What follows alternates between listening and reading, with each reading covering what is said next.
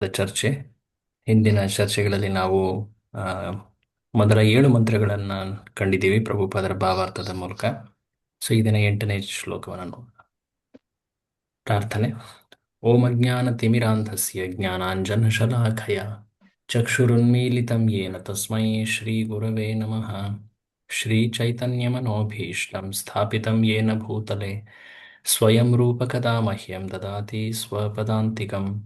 ವಂದೇಹಂ ಶ್ರೀಗುರೋ ಶ್ರೀಯುತಪದಕಮಲಂ ಶ್ರೀಗುरून् ವೈಷ್ಣವಾಂಶ್ಚ ಶ್ರೀರೂಪಂ ಸ ಅಗ್ರಜಾತಂ ಸಹಗಣ ರಘುನಾಥಾನ್ವಿತಂ ತಾಂ ಸಜೀವಂ ಸಾದ್ವೈತಂ ಸಾವಧೂತಂ ಪರಿಜನಸಹಿತಂ ಕೃಷ್ಣಚೈತನ್ಯದೇವಂ ಶ್ರೀರಾಧಾ ಕೃಷ್ಣಪಾದಾನ್ ಸಹಗಣ ಲಲಿತಾ ಶ್ರೀವಿಶಾಖಾನ್ವಿತಾಂಶ್ಚ.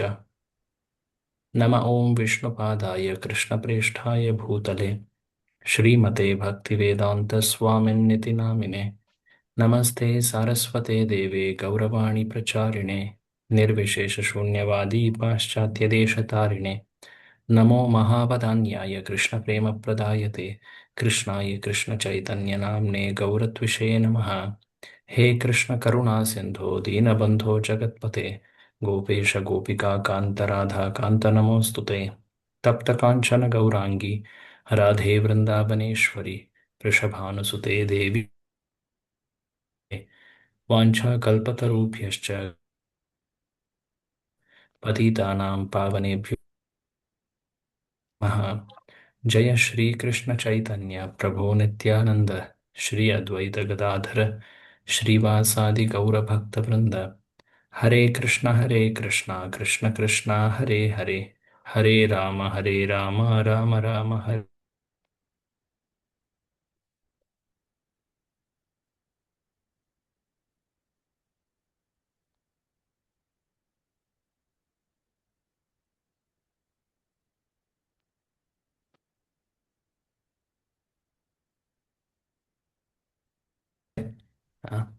ಈ ಚರ್ಚೆಯನ್ನು ಮುಂದುವರಿಸೋಣ ಬನ್ನಿ. ನಾವು ಇಲ್ಲಿವರೆಗೆ ಈ ಚರ್ಚೆಯಲ್ಲಿ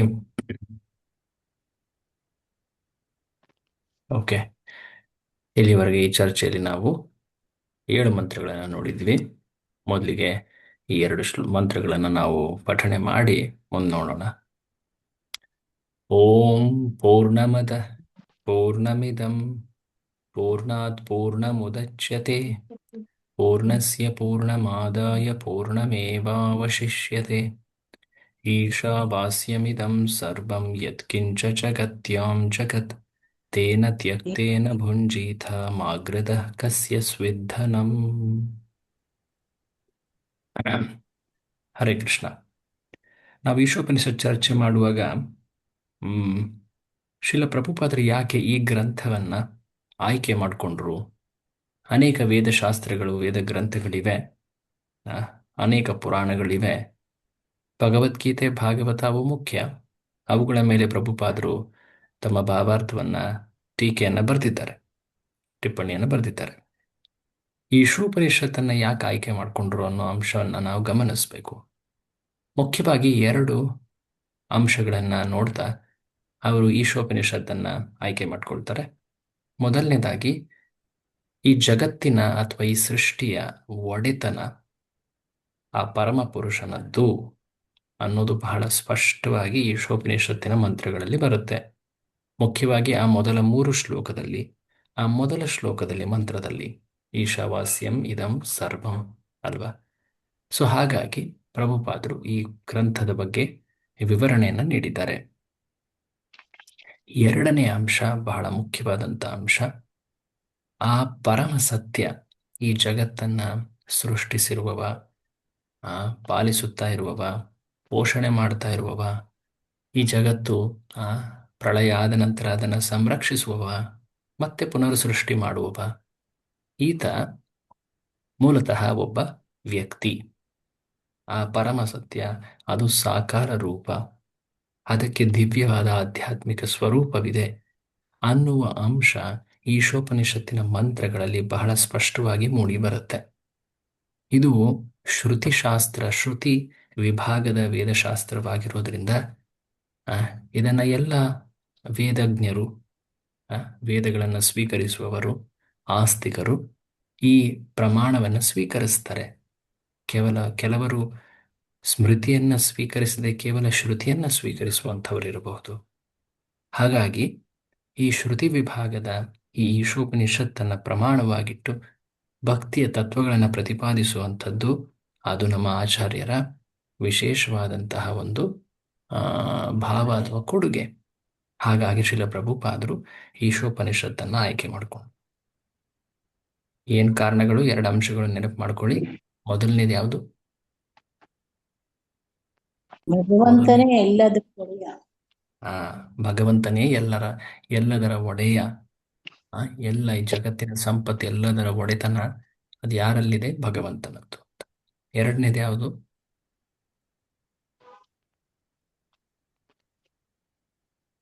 ಎರಡನೇ ಅಂಶ ಯಾವುದು ಪ್ರಭುಪಾದರು ಈ ಈಶೋಪನಿಷತ್ತನ್ನು ಆಯ್ಕೆ ಮಾಡ್ಕೊಳ್ಲಿಕ್ಕೆ? ಭಗವಂತನಿಗೆ ಒಂದು ಆಕಾರ ಇದೆ ಅಂತ ಖಂಡಿತವಾಗಿ. ಆ ಪರಮ ಸತ್ಯನಿಗೆ ಸಾಕಾರ ರೂಪ ಇದೆ, ದಿವ್ಯವಾದಂತಹ ರೂಪ ಇದೆ ಅನ್ನೋ ಅಂಶವನ್ನ ತೋರಿಸ್ಕೊಡುತ್ತೆ ಈ ಮಂತ್ರಗಳು. ಸೊ ನಾವಾಗಲೇ ಆ ಮೊದಲ 3 ಶ್ಲೋಕದಲ್ಲಿ ಆ ಮೊದಲ ಅಂಶದ ಕುರಿತಾಗಿ ಚರ್ಚೆ ಮಾಡಿದ್ದೀವಿ.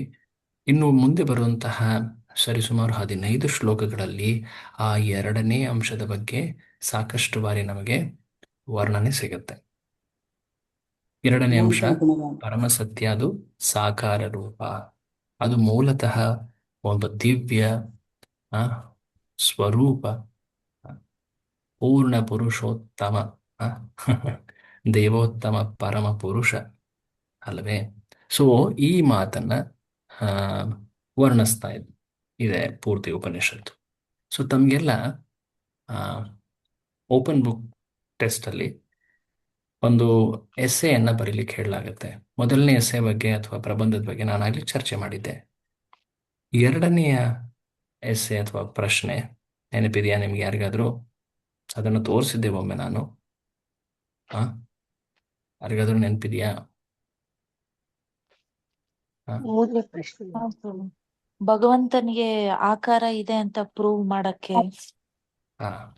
ಮಾಡಕ್ಕೆ ಎಲ್ಲೆಲ್ಲಿ ಮಂತ್ರಗಳು ಅಥವಾ ಪ್ರಭುಪಾದರ ವರ್ಣನೆಗಳು, ಭಾವಾರ್ಥಗಳು, ಅವುಗಳಿಂದ ನೀವು ಸಾಕ್ಷ್ಯವನ್ನು ಪ್ರತಿಪಾದಿಸಿ ಅಂತ. ಸೊ ಹಾಗಾಗಿ ನಾವೀಗ ಏನು ಓದ್ತೀವಿ ಅವುಗಳಲ್ಲಿ ಈ ಅಂಶಗಳನ್ನು ನೀವೆಲ್ಲರೂ ಗುರುತಿಸ್ಬೇಕು. ಅದನ್ನು ಸಪ್ರೇಟ್ ಆಗಬೇಕಾದ್ರೆ ಅಂಡರ್ಲೈನ್ ಮಾಡ್ಕೋಬೋದು, ನೋಟ್ ಮಾಡ್ಕೊಳ್ಬೋದು. ಯಾಕೆಂದರೆ ಅವುಗಳನ್ನೇ ನೀವು ಒಟ್ಟಾಗಿ ಕೊನೆಗೆ ಆ ಅಂಶಗಳನ್ನೇ ಬರೆದ್ರೆ ಅದು ಎರಡನೇ ಈಶೋಪನಿಷತ್ತಿನ ಓಪನ್ ಪುಸ್ತಕದ ಪ್ರಶ್ನೆ ಉತ್ತರವಾಗಿರುತ್ತೆ. ಸೊ ಹಾಗಾಗಿ ಅದನ್ನು ನೆನಪಿನಲ್ಲಿಡಬೇಕು. ಯಾಕೆಂದರೆ ಈ ದಿನ ನಾವೇನು ಮಂತ್ರ 8 ನೋಡ್ತಾ ಇದ್ದೀವಿ, ಆ ಮಂತ್ರ 8ರಲ್ಲಿ ಈ ಅಂಶ ಇನ್ನಷ್ಟು ಸ್ಪಷ್ಟವಾಗಿ ಮೂಡಿಬರುತ್ತೆ. ಓಕೆ, ಸೊ ಅದನ್ನು ನಾವು ಗಮನಿಸೋಣ. ಸೊ ನಾವು ಹಿಂದಿನ ಚರ್ಚೆಯಲ್ಲಿ ನೋಡಿದ್ವಿ ಹೇಗೆ ಈ ಮಂತ್ರ 6 ಮತ್ತು 7, ಒಟ್ಟಾಗಿ ಹೇಳಬೇಕಂದ್ರೆ ಮಂತ್ರ 4ರಿಂದ 8 ಇದು ಅಷ್ಟು ಕೂಡ ಭಗವಂತನ ಕುರಿತಾಗಿ ಜ್ಞಾನವನ್ನು ನೀಡ್ತಾ ಇದೆ, ಪರಮ ಪುರುಷನ ಕುರಿತಾಗಿ ಜ್ಞಾನವನ್ನು ನೀಡ್ತಾ ಇದೆ. ಆ ಜ್ಞಾನ ಹೇಗೆ ತಿಳ್ಕೊಳ್ಲಿಕ್ಕೆ ಆಗೋದಿಲ್ಲ? ತರ್ಕ, ಊಹಾಪೋಹ, ಅನುಮಾನ ಪ್ರಮಾಣ, ಪ್ರತ್ಯಕ್ಷ ಪ್ರಮಾಣದಿಂದ ತಿಳಿಲಿಕ್ಕೆ ಆಗೋದಿಲ್ಲ. ಹೇಗೆ ತಿಳಿಬಹುದು? ಅನುಪಶ್ಯತಿ, ಜಗತ್ತನ್ನು ಆಧ್ಯಾತ್ಮಿಕ ದೃಷ್ಟಿಯಿಂದ ನೋಡುವುದನ್ನು ಕಲಿಬೇಕು. ಮಹಾಭಾಗವತರು ತಿಳಿಸ್ಕೊಟ್ಟಿರುವಂತಹ ಮಾರ್ಗದಲ್ಲಿ ಅನುಸರಿಸಬೇಕು. ಆಗ ನಾವು ಇದನ್ನು ಪಡಿಬಹುದು ಅನ್ನೋದನ್ನು ಕಂಡಿದ್ವಿ. ಈಗ 8ನೆಯ ಶ್ಲೋಕದಲ್ಲಿ ಈ ಉಪನಿಷತ್ತು ವರ್ಣಿಸುತ್ತೆ ಹೇಗೆ ನಾವು ಆ ದಿವ್ಯ ಪರಮಸತ್ಯನ ಗುಣಗಳನ್ನು ತಿಳಿಯಬೇಕು. ಓಕೆ, ಸೊ 8ನೆಯ ಶ್ಲೋಕ, ಆ ಶ್ಲೋಕದಲ್ಲಿ ಅನೇಕ ಗುಣಗಳನ್ನು ವರ್ಣಿಸಲಾಗಿದೆ. ಓಕೆ, ಸೊ ಎಷ್ಟು ಗುಣಗಳನ್ನು ವರ್ಣಿಸ್ತಾ ಇದ್ದಾರೆ? ಸರಿಸುಮಾರು 11 ಗುಣಗಳಿವೆ ಇದರಲ್ಲಿ. ಓಕೆ, ಅವುಗಳನ್ನು ಇಲ್ಲಿ ತೋರಿಸ್ತಾ ಇದ್ದೀನಿ. ಇವೆಲ್ಲವೂ ಕೂಡ ಶ್ಲೋಕದ ಶಬ್ದಗಳಲ್ಲೇ ಇದೆ. ಸೊ ನೀವೇನು ಇದನ್ನು ಬರ್ಕೊಳ್ಬೇಕು ಅಂತ ಹೇಳಿ ಹಡಬಡಿ ಮಾಡಬೇಡಿ. ಶ್ಲೋಕವನ್ನು ಈಗ ನೋಡ್ತಾ ಮುಂದೆ ನಡೆಯೋಣ. ಸೊ ತಮ್ಮ ಹತ್ರ ಶ್ಲೋಕದ ಪುಸ್ತಕ, ಪ್ರಭುಪಾದರ ಪುಸ್ತಕ ಇದೆ ಅಂತ ಅಂದ್ಕೊಳ್ತೀನಿ. ಅದನ್ನು ನೋಡೋಣ ಬನ್ನಿ.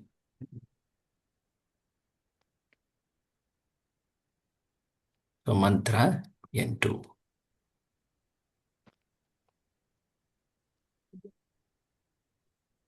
ಈ ಮಂತ್ರ 8 ಸ್ವಲ್ಪ ಆ, ಉದ್ದವಾಗಿದೆ. ಇದರ ಛಂದ ಸ್ವಲ್ಪ ಒಂದು ರೀತಿ ಗದ್ಯ ರೂಪದಲ್ಲೇ ಇದೆ, ಹೇಳ್ಬೇಕು ನೀವು.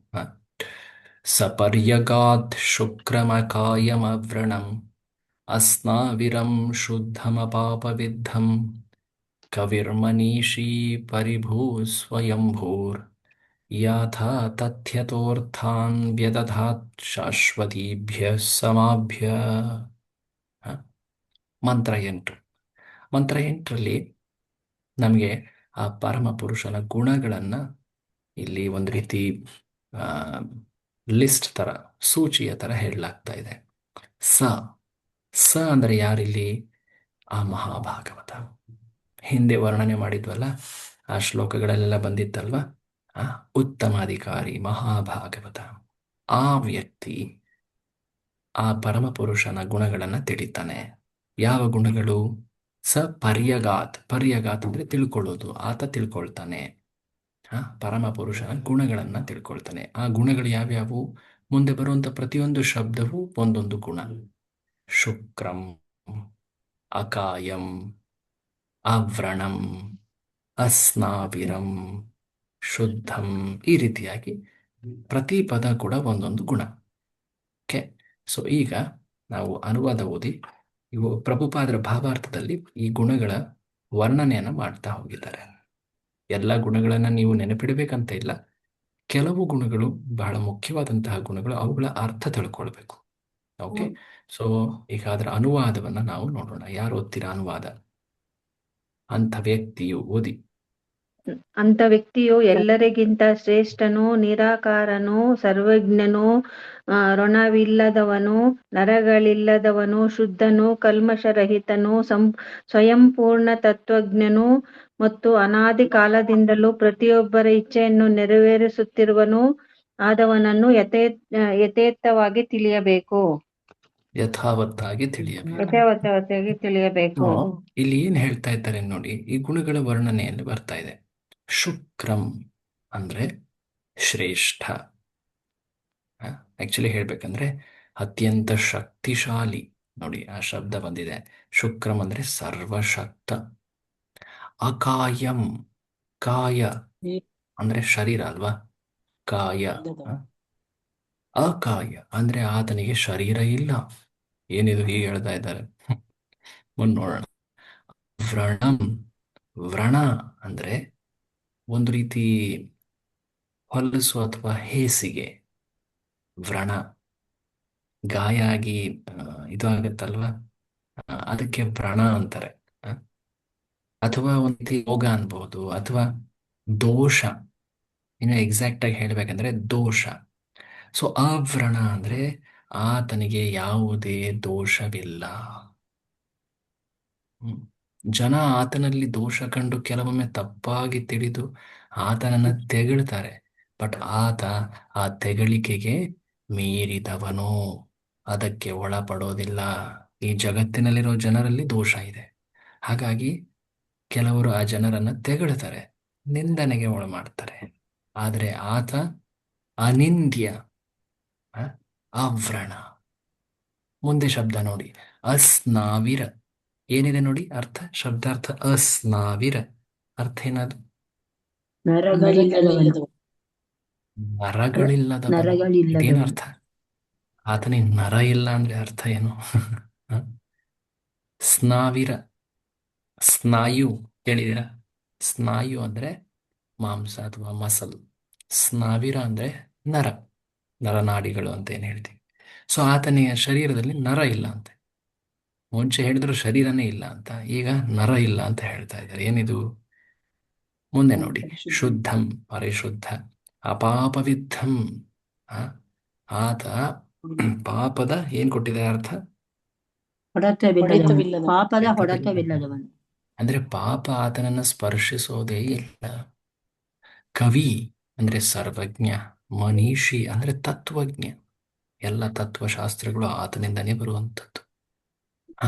ಸೊ ಮುಂದೆ ಪರಿಭೂ ಅಂದ್ರೆ ಪೂರ್ತಿ, ಪರೀತಃ ಭೂ ಅಂದ್ರೆ ಎಲ್ಲರಿಗಿಂತ ಸರ್ವಶ್ರೇಷ್ಠ ಅಥವಾ ಉತ್ತಮ, ಸರ್ವೋತ್ತಮ. ಸರ್ವೋತ್ತಮ. ಹರಿ ಸರ್ವೋತ್ತಮ ಅಂತೀವಲ್ವಾ ಅದು. ಸ್ವಯಂಭೂ ಅಂದ್ರೆ ಆತ ತಾನೇ ಪ್ರಕಟನ ಆಗ್ತಾನೆ, ತಾನೇ ಎಲ್ಲ ಕಾರ್ಯಗಳನ್ನ ಮಾಡ್ತಾನೆ. ಆತ ಪರಿಪೂರ್ಣ ಸ್ವಯಂಭೂ. ಕೊನೆಯ ಸಾಲಲ್ಲಿ ಒಂದೇ ಗುಣ ಇದೆ, ಬಟ್ ಅದನ್ನು ಉದ್ದಕ್ಕೊಂದು ಒಂದು ಸಾಲಿನಲ್ಲಿ ಹೇಳಿದ್ದಾರೆ. ಅದರ ಅರ್ಥ ಏನು ಅಂದ್ರೆ, ಜೀವಿಗೆ ಬೇಕಾಗುವಂತಹ ಎಲ್ಲ ವಸ್ತುಗಳನ್ನ ಆತ ಪ್ರದಾನ ಮಾಡ್ತಾನೆ. ಯಾಥಾ ತಥ್ಯತಃ, ಯಥಾವತ್ತಾಗಿ. ಅರ್ಥಾನ್ ವ್ಯದಧಾತ್, ಜೀವಿಗೆ ಏನು ಅವಶ್ಯಕತೆ ಇದೆ, ಇಚ್ಛೆ ಇದೆ, ಅದನ್ನ ವ್ಯದಧಾತ್ ಅಂದ್ರೆ ಪ್ರದಾನ ಮಾಡುವವನು, ಕೊಡುವವನು. ಶಾಶ್ವತಿಭ್ಯ ಸಮಾಪ್ಯ. ಸೊ ಹೀಗೆ ಒಂದೊಂದು ಗುಣವನ್ನ ಅಲ್ಲಿ ಉಲ್ಲೇಖ ಮಾಡಲಾಗಿದೆ. ಸೊ ಪ್ರಭುಪಾದರ ಭಾವಾರ್ಥದಲ್ಲಿ ಒಂದೊಂದು ಗುಣವನ್ನ ವರ್ಣನೆ ಮಾಡ್ತಾ ಹೋಗ್ತಾರೆ. ಹತ್ತತ್ರ ಒಟ್ಟಾರೆ ಎಷ್ಟು ಗುಣ ಆಯ್ತು ಆ ಲಿಸ್ಟಲ್ಲಿ ನೋಡ್ತೀವಲ್ಲ ನಾವು, ಎಷ್ಟು ಗುಣ ಆಯ್ತು? 11. ಎಷ್ಟಿದ್ವು? 11 ಇದ್ವಲ್ವಾ? ಸೊ ಪ್ರಭುಪಾದರು ತಮ್ಮ ಭಾವಾರ್ಥದಲ್ಲಿ ಆಲ್ಮೋಸ್ಟ್ 9 ಗುಣವನ್ನು ಚರ್ಚೆ ಮಾಡಿದ್ದಾರೆ. 8-9 ಗುಣ ಎಲ್ಲ ಆಲ್ಮೋಸ್ಟ್ ಗುಣಗಳನ್ನು ಉಲ್ಲೇಖ ಮಾಡಿದ್ದಾರೆ. ಸೊ ಒಂದೊಂದಾಗಿ ನೋಡ್ತಾ ಹೋಗೋಣ. ಸೊ ಮೊದಲಿಗೆ ಪ್ರಭುಪಾದರು ಆ ಗುಣದ ಚರ್ಚೆ ಮಾಡ್ತಾರೆ. ಜನ ಹೆಚ್ಚಾಗಿ ತಪ್ಪು ತಿಳ್ಕೊಳ್ಳುವಂತಹದ್ದು ಏನದು? ಅಕಾಯ, ಆತನಿಗೆ ಶರೀರ ಇಲ್ಲ. ಶರೀರ ಇಲ್ಲ. ಸೊ ಅಕಾಯ ಅಂದ್ರೆ ಶಬ್ದಶಃ ಅರ್ಥ ಆತನಿಗೆ ಶರೀರ ಇಲ್ಲ. ಈಗ ಇದೇ ಶ್ಲೋಕದಲ್ಲಿ ಇನ್ನೊಂದು ಶಬ್ದ ಇದೆ, ಇನ್ನೊಂದು ಪದ ಇದೆ. ಅಕಾಯ ಅಂತ ಹೇಳಿದ್ರೆ ಆ ಪದ ಉಪಯೋಗಿಸೋ ಅವಶ್ಯಕತೆನೇ ಇರಲಿಲ್ಲ. ಏನದು? ಸ್ವಯಂ ಪೂರ್ಣ. ಆತನಿಗೆ ಶರೀರ ಇಲ್ಲ ಅಂತ ಹೇಳಿದ್ರೆ ಆತನಿಗೆ ನರಗಳು ಆಯ್ತಾ? ಯೋಚನೆ ಮಾಡಿ ಸ್ವಲ್ಪ. ಶರೀರನೇ ಇಲ್ಲ ಅಂದ್ಮೇಲೆ ಆತನಿಗೆ ನರಗಳು ಶರೀರವೇ ಇಲ್ಲ ಅಂದ್ಮೇಲೆ ಆತನಿಗೆ ಮಾಂಸ, ನರ ಇದೆಲ್ಲ ಇಲ್ಲ ಅಂತ ಹೇಳೋದ್ರಲ್ಲಿ ಅದರ ಅದು ಇಲ್ಲ ಅಂತಲೇ ಅವಶ್ಯಕತೆ ಇತ್ತ? ಇಲ್ಲ ಅಂತಾನೆ ಅರ್ಥ. ಸೊ ಹಾಗಿದ್ದಲ್ಲಿ ಅಲ್ಲಿ ಯಾಕೆ ಆ ಮಾತು ಹೇಳ್ತಾ ಇದ್ದಾರೆ? ಮನುಷ್ಯ ಅಲ್ಲ, ಭಗವಂತ, ತತ್ವಜ್ಞನು. ಆತನಿಗೆ ರೂಪನೇ ಇಲ್ಲ, ಆತನಿಗೆ ಶರೀರನೇ ಇಲ್ಲ ಅಂತ ಹೇಳಿದ್ಮೇಲೆ ಆತನಿಗೆ ನರಗಳಿಲ್ಲ ಅನ್ನೋದ್ರ ಅರ್ಥ ಏನು? ಮತ್ತೆ ಅದರಲ್ಲೇನೆ ಸ್ವಯಂ ಪೂರ್ಣನು ಅಂತ ಹೇಳಿದಾರಲ್ಲ ಪ್ರಭು.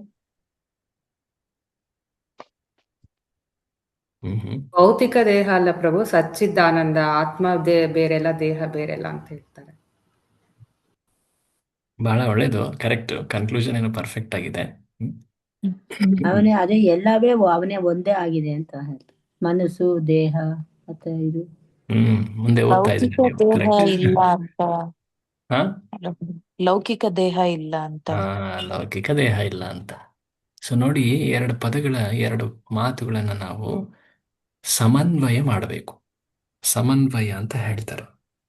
ಹೊರರೂಪದಲ್ಲಿ ಈ ಎರಡು ಮಾತುಗಳು ಅರ್ಥ ನಮಗೆ ಸ್ಪಷ್ಟ ಆಗೋದಿಲ್ಲ ಇವೆರಡನ್ನು ಒಟ್ಟಿಗೆ ಇಟ್ಟು ನೋಡಿದ್ರೆ. ಈ ಉದಾಹರಣೆಗೆ, ಒಬ್ಬ ವ್ಯಕ್ತಿ ಇದ್ದಾನೆ, ದೇವದತ್.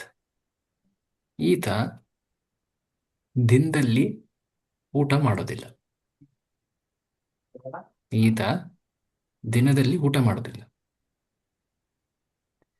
ಮೊದಲನೇ ವಾಕ್ಯ. ಎರಡನೇ ವಾಕ್ಯ, ಈತ ನೋಡ್ಲಿಕ್ಕೆ ದಷ್ಟಪುಷ್ಟವಾಗಿದ್ದಾನೆ. ಅದರ ಅರ್ಥ ಏನು?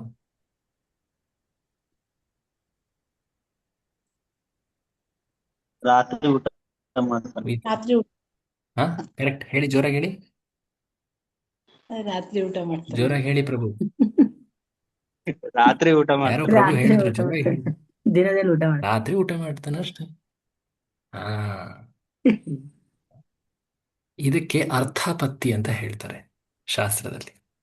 ಅಂದ್ರೆ ಇದು ಒಂದು ರೀತಿಯ ಅನುಮಾನ ಅಥವಾ ತರ್ಕವಾದಗಳೇ, ಬಟ್ ಇದನ್ನ ಸರಿಯಾಗಿ ಅರ್ಥ ಮಾಡ್ಕೊಳ್ಬೇಕು. ಅದಕ್ಕೆ ಸಮನ್ವಯ ಅಂತ ಹೇಳ್ತಾರೆ. ಸೊ ಭಗವಂತನಿಗೆ ಅಥವಾ ಆ ಪರಮ ಪುರುಷನಿಗೆ ಅಕಾಯ ಅನ್ನೋ ಶಬ್ದ ಉಪಯೋಗಿಸಿದ್ರು. ಅದ್ರ ಜೊತೆಗೆ ಅಸ್ನಾವಿರ ಅಂತಾನು ಹೇಳಿದ್ದಾರೆ. ಆತನಿಗೆ ಶರೀರ ಇಲ್ಲ ಅಂದಮೇಲೆ ನರ ಮಾಂಸ ಚರ್ಮ ಇಲ್ಲ ಅಂತ ಹೇಳೋದ್ರ ಅಗತ್ಯ ಏನಿದೆ? ಅಂದ್ರೆ ಆತನಿಗೆ ವಿಶೇಷವಾದ ಶರೀರ ಇದೆ, ಆ ಶರೀರದಲ್ಲಿ ನರ ಇಲ್ಲ ಅಂತ ಅರ್ಥ. ಹೌದಾ? ದಿವ್ಯ ದೇಹ, ಹೌದಲ್ವಾ? ದಿವ್ಯ ದೇಹ ಅದೇ. ಸೊ ದಿವ್ಯ ದೇಹ ಅಂತ, ಕರೆಕ್ಟ್. ಸೊ ಈ ಮಾತನ್ನ ಸ್ಪಷ್ಟಪಡಿಸ್ಲಿಕ್ಕೆ ಉಪನಿಷತ್ತು ಈ ರೀತಿ ಪರೋಕ್ಷವಾಗಿ ಹೇಳುತ್ತೆ. ನೇರವಾಗಿ ಹೇಳಿದ್ರೆ, ಓ ಆತನಿಗೆ ದಿವ್ಯವಾದ ಶರೀರ ಇದೆ, ಆತ ಶ್ಯಾಮ ಸುಂದರ ರೂಪ, ಜನರಿಗೆ ತಿಳಿಯೋದಿಲ್ಲ. ಅದಕ್ಕೆ ಏನು ಹೇಳುತ್ತೆ? ಅಕಾಯಂ, ಆತನಿಗೆ ಭೌತಿಕ ಶರೀರ ಇಲ್ಲ, ಆತನ ಶರೀರದಲ್ಲಿ ನರನಾಡಿಗಳಿಲ್ಲ, ಆತನ ಶರೀರ ಯಾವುದೇ ಒಂದು ಕಷ್ಟ, ಕರ್ಮ, ಕಾಲ ಇವುಗಳಿಗೆ ಒಳಗಾಗೋದಿಲ್ಲ, ಗುಣಗಳ ಪ್ರಭಾವ ಇಲ್ಲ, ಯಾವುದೇ ಒಂದು ಮಿತಿ ಇಲ್ಲ, ನಿರ್ಬಂಧ ಇಲ್ಲ ಆ ಶರೀರಕ್ಕೆ. ಹಾಗಾಗಿ ಆತನ ಶರೀರದಲ್ಲಿ ನರ ಇಲ್ಲ ಅಂತ ಸೂಚಿಸಿದ್ದಾರೆ. ನರದ ಮೂಲಕ ಎಲ್ಲ ಭೌತಿಕ ಅಂಶಗಳ ಒಂದು ರೀತಿ ಉಪಲಕ್ಷಣ ಅಂತ ಹೇಳ್ತಾರೆ. ಅದು ಇಲ್ಲ. ಸೊ ಈ ಒಂದು ಮಾತು ನಿಮಗೆ ಆ ಎಸ್ಸೇನಲ್ಲಿ ನೆರವಾಗುತ್ತೆ, ಆ ಎರಡನೇ ಓಪನ್ ಬುಕ್ ಕ್ವಶನಲ್ಲಿ. ಸೊ ನಾನು ಪ್ರತಿ ಬಾರಿ ಕ್ಲಾಸ್ ಈ ವರ್ಣನೆ ಬಂದಾಗ ಅಲ್ಲಿ ನಿಮ್ಗೆ ಮೆನ್ಷನ್ ಮಾಡ್ತೀನಿ, ಅದನ್ನೆಲ್ಲ ನೀವೇ ಸಪರೇಟಾಗಿ ಬರ್ಕೊಳ್ಬೇಕು. ನಾನು ಬರೆದು ತೋರಿಸೋದಿಲ್ಲ ಅಥವಾ ಲಿಸ್ಟ್ ಮಾಡಿ ತೋರಿಸೋದಿಲ್ಲ. ಹಿಂದಿನ ಕೆಲ ಶ್ಲೋಕಗಳಲ್ಲಿ ಆಗಲೇ ಆ ರೀತಿಯಾದಂತಹ ಕೆಲ ಅಂಶಗಳು ಬಂದಿದ್ದು, ಭಗವಂತನ ಸಾಕಾರ ಅದೆಲ್ಲ ರೂಪವನ್ನು ಮಾರ್ಕೆ ಮಾಡ್ಕೊಂಡಿಲ್ಲ ಸ್ಪಷ್ಟ ಮಾಡಿಸುವಂಥದ್ದು. ಅವುಗಳನ್ನ ನೀವೆಲ್ಲ ನೋಟ್ ಮಾಡ್ಕೊಂಡಿದ್ದೀರಾ ಅಂತ ಅನ್ಕೊಳ್ತೇನೆ ನಾನು. ಮಾರ್ಕೆ ಮಾಡ್ಕೊಂಡಿಲ್ಲ. ಯಾವುವು ಯಾರಾದ್ರೂ ಒಬ್ರು ಹೇಳಿ, ಬೇರೆಯವ್ರಿಗೂ ಕೂಡ ನೆರವಾಗ್ಲಿಕ್ಕೆ ಹೇಳಿ. ಎಷ್ಟನೇ ಶ್ಲೋಕದಲ್ಲೆಲ್ಲ ಬಂತು ಅದನ್ನ ಮಾಡ್ಕೊಂಡೇ ಇಲ್ಲ ಪ್ರಭು. ಹಿಂದ್ ಶ್ಲೋಕದಲ್ಲೂನು ಒಂದ್ ಪಾಯಿಂಟ್ ಇತ್ತು ಪ್ರಭು. ಲಾಸ್ಟ್ ಅಲ್ಲಿ ಪರಬ್ರಹ್ಮನು ಜೀವಾತ್ಮರಂತೆಯೇ ಒಬ್ಬ ವ್ಯಕ್ತಿ, ಭಗವಂತನಾಗಲಿ ಜೀವಿಗಳಾಗಲಿ ನಿರಾಕಾರರಲ್ಲ ಅಂತ ದಿವ್ಯ ವ್ಯಕ್ತಿಗಳು ದಿವ್ಯಾನಂದ ಜ್ಞಾನಗಳಿಂದ ಶಾಶ್ವತ ಜೀವನ ನಡೆಸುತ್ತಾರೆ. ನಡೆಸುತ್ತಾರೆ. ಕರೆಕ್ಟ್, ಅದು ಇತ್ತು. ಅದಲ್ಲದೆ ಕೆಲವೊಂದು ಸಾಕ್ಷ್ಯಗಳು ಡೈರೆಕ್ಟ್ ಮಂತ್ರದಿಂದನೇ ಇತ್ತು.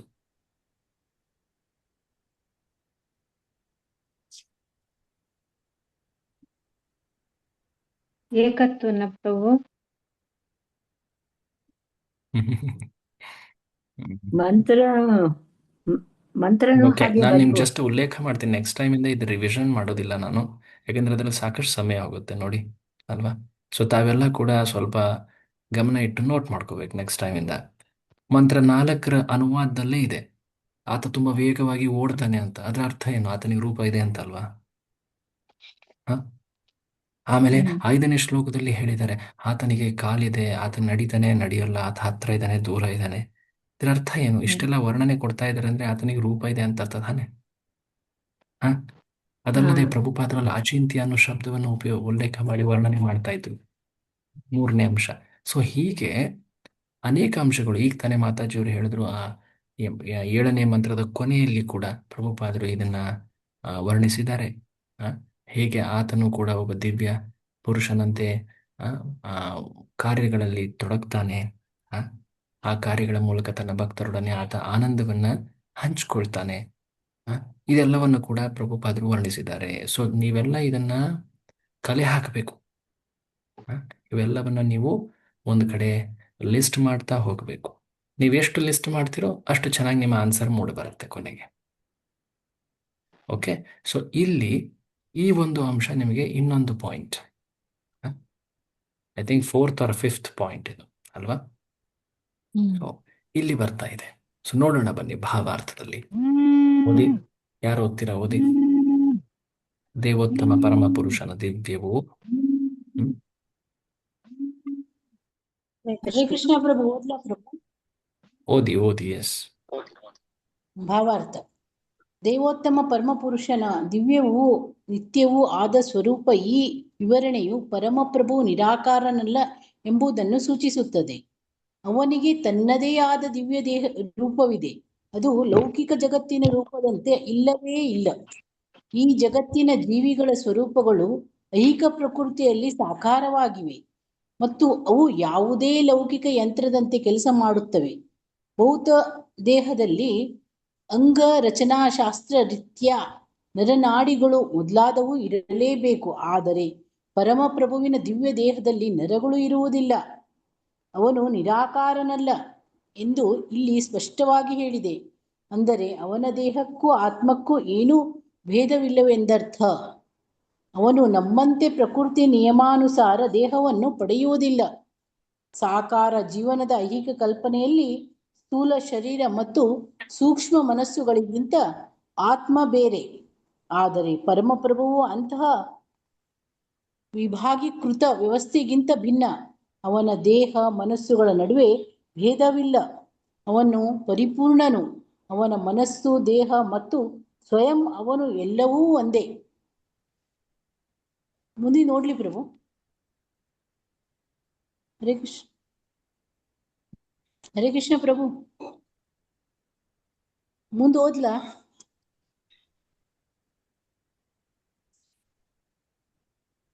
ಪ್ರಭು ಮೀಟಲ್ಲಿದ್ದಾರೆ ಅನ್ಸುತ್ತೆ.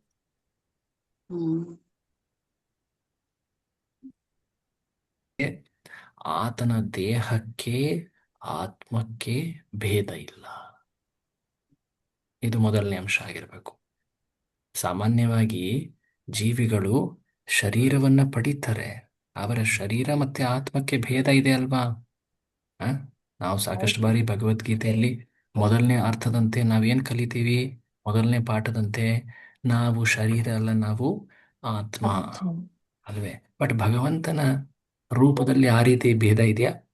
ಇಲ್ಲ ಪ್ರಭು, ವ್ಯತ್ಯಾಸ ಏನು ಇಲ್ಲ. ಆತನಲ್ಲಿ ದೇಹ ಮತ್ತೆ ಆತ್ಮದ ಭೇದ ಇಲ್ಲ. ಆತನ ಪೂರ್ತಿ ದೇಹವೇ ಅದು ಚಿನ್ಮಯ, ಅದು ದಿವ್ಯ. ಸೊ ಪರಿಪೂರ್ಣವಾಗಿದೆ. ಪರಿಪೂರ್ಣವಾಗಿ, ಹೌದು, ಅಫ್ಕೋರ್ಸ್ ಪರಿಪೂರ್ಣ ಆಗಿದೆ. ಸೊ ಇಲ್ಲಿ ಸ್ಪೆಸಿಫಿಕಲಿ ಮಾತಾಡ್ತಾ ಇರೋದು ಏನಕ್ಕೆ? ದೇಹ ಮತ್ತೆ ಆತ್ಮದಲ್ಲಿ ಭೇದ ಇಲ್ಲ. ಮತ್ತೆ ಯೂಶಲಿ ಸಾಮಾನ್ಯವಾಗಿ ಜೀವಿ ದೇಹವನ್ನ ಪ್ರಕೃತಿಗಳ ನಿಯಮ ಅಂದ್ರೆ ಕರ್ಮಾನುಸಾರವಾಗಿ ಪಡಿತಾನೆ. ಬಟ್ ಭಗವಂತನ ಶರೀರ ಅದು ಪ್ರಕೃತಿಯ ನಿಯಮ ಅಥವಾ ಕರ್ಮ ನಿಯಮಗಳ ಅಧೀನ ಅಲ್ಲ. ಇದು ಎರಡನೇ ಅಂಶ. ಅಕಾಯ ಅಂದ್ರೆ ಈ ಅಂಶಗಳನ್ನು ನೀವು ಬರೀಬೇಕು. ಸೊ ಕೆಳಗಡೆ ಪ್ರಭುಪಾದರು ಇನ್ನೂ ಬರೀತಾರೆ, ಏನದು? ಸ್ಥೂಲ ಶರೀರ ಸೂಕ್ಷ್ಮ ಮನಸ್ಸುಗಳಿಗಿಂತ ಆತ್ಮ ಬೇರೆ. ನೋಡಿ, ಸಾಮಾನ್ಯವಾಗಿ ಆತ್ಮ ಅದು ಸ್ಥೂಲ ಶರೀರ ಅಂದ್ರೆ ಇಂದ್ರಿಯಗಳು, ಈ ಚರ್ಮ, ಇದೆಲ್ಲ ಏನಿದೆ ಪಂಚಭೂತ, ಅದಕ್ಕೂ ಮಿಗಿಲಾಗಿ ಸೂಕ್ಷ್ಮ ಇಂದ್ರಿಯ ಏನು ಅಂತಃಕರಣ ಇದೆ, ಅದಕ್ಕೂ ಮೀರಿ ಆತ್ಮ ಇದೆ ಅಲ್ವಾ? ಬಟ್ ಆದರೆ ಭಗವಂತನಲ್ಲಿ ಆ ರೀತಿಯ ರಚನೆ ಇಲ್ಲ. ಆತನ ದೇಹ ಮನಸ್ಸು ಆತ್ಮ ಇವುಗಳಲ್ಲಿ ಭೇದ ಇಲ್ಲ. ಇದು ಬಹಳ ಮುಖ್ಯವಾದಂತಹ ಅಂಶ. ಅವನ ಮನಸ್ಸು, ದೇಹ ಮತ್ತು ಸ್ವತಃ ಅವನು ಎಲ್ಲವೂ ಒಂದೇ. ಅವನು ಪರಿಪೂರ್ಣನು. ಸೊ ಅಕಾಯ ಅಂತ ಕೇಳಿದಾಗ ನೀವೇನನ್ನ ಹೇಳಬೇಕು? ಆ ದೇಹ ಮನಸ್ಸು ಆತ್ಮ ಇವುಗಳೆಲ್ಲವೂ ಒಂದೇ. ಆತನ ದೇಹ ಪ್ರಕೃತಿ ಕರ್ಮ ಕಾಲ ನಿಯಮಗಳ ಅಧೀನ ಇಲ್ಲ. ಆತ ನಿರಾಕಾರನಲ್ಲ. ಆತನ ಶರೀರ ಅಥವಾ ರೂಪ ಅದು ಚಿನ್ಮಯ, ದಿವ್ಯ, ಆಧ್ಯಾತ್ಮಿಕ, ಸಚ್ಚಿದಾನಂದ. ಕರೆಕ್ಟ್, ಕೆಳಗಡೆ ಅದನ್ನೇ ಬರೀತಾ ಇದ್ದಾರೆ. ಸೊ ಈ ಮಾತುಗಳನ್ನ ನೀವು ಹೇಳಬೇಕು. ಅಕಾಯ. ಸಾಮಾನ್ಯವಾಗಿ ಅಕಾಯ ಅಂದರೆ ಜನ ಏನ್ ತಿಳ್ಕೊಳ್ತಾರೆ? ನಿರಾಕಾರ. ಆದ್ರೆ ನಿರಾಕಾರ ಅಂತ ಹೇಳೋದೇ ಆಗಿದ್ರೆ, ಆತನಿಗೆ ರೂಪವೇ ಇಲ್ಲ ಅಂತ ಹೇಳೋದಾಗಿದ್ರೆ, ನರಗಳಿಲ್ಲ ಅಂತ ಹೇಳೋ ಮಾತು ಅದು ಅದಕ್ಕೆ ಅರ್ಥನೇ ಇಲ್ಲ, ಹೌದಲ್ವಾ? ಆತನಿಗೆ ಶರೀರನೇ ಇಲ್ಲ ಅಂದಮೇಲೆ ನರ ಇಲ್ಲ, ಮಾಂಸ ಇಲ್ಲ, ಮೂಳೆ ಇಲ್ಲ, ಇದೆಲ್ಲ ಹೇಳೋದ್ರ ಅರ್ಥ ಇರಲಿಲ್ಲ. ಬಟ್ ಅದನ್ನ ಹೇಳ್ತಾ ಇದ್ದಾರೆ ಅಂದ್ರೆ ಅರ್ಥ ಏನು? ಆತನ ಶರೀರ ಅದು ನರ ಮಾಂಸ ಮೂಳೆಗಳಿಂದ ಮಾಡಲ್ಪಟ್ಟಂಥದ್ದಲ್ಲ. ಅದು ಇಲ್ಲಿ ನಮಗೆ ಸೂಚಿತವಾಗ್ತಾ ಇದೆ. It is implied here. Okay, so ಇದನ್ನು ನಾವು ಗಮನಿಸಬೇಕು. ಸೊ ಇದು ಯಾವ ಗುಣವಾಗಿತ್ತು? ಯಾವ ಗುಣದ ವರ್ಣನೆಯನ್ನು ನೋಡಿದ್ವಿ ನಾವಿಲ್ಲಿ? ಅಕಾಯ, ಅಕಾಯ ಗುಣ. ಅಕಾಯ. ಆಕ್ಚುಲಿ ಇದರ ಜೊತೆ ಅಸ್ನಾವಿರ ಅನ್ನೋ ಗುಣನೂ ಇಲ್ಲಿ ಉಲ್ಲೇಖ ಆಗಿದೆ. ಅಕಾಯ ಮತ್ತೆ ಅಸ್ನಾವಿರ. ಓಕೆ. ಸೊ ಈಗ ಪ್ರಭುಪಾದರು ಭಗವಂತನ ರೂಪದ ಬಗ್ಗೆ ಇನ್ನಷ್ಟು ವರ್ಣನೆಯನ್ನ ಮಾಡ್ತಾರೆ, ಬ್ರಹ್ಮ ಸಂಹಿತೆ ಉಲ್ಲೇಖ ಮಾಡ್ತಾರೆ. ಓದಿ, ಯಾರು ಓದ್ತಾ ಇದ್ರಲ್ಲ ಅವರೇ ಓದಿ. ಬ್ರಹ್ಮ ಸಂಹಿತೆಯಲ್ಲಿ ಪರಮಪ್ರಭುವಿನ ಇದ್ದಂತೆ ಒಂದು ವಿವರಣೆ ಇದೆ.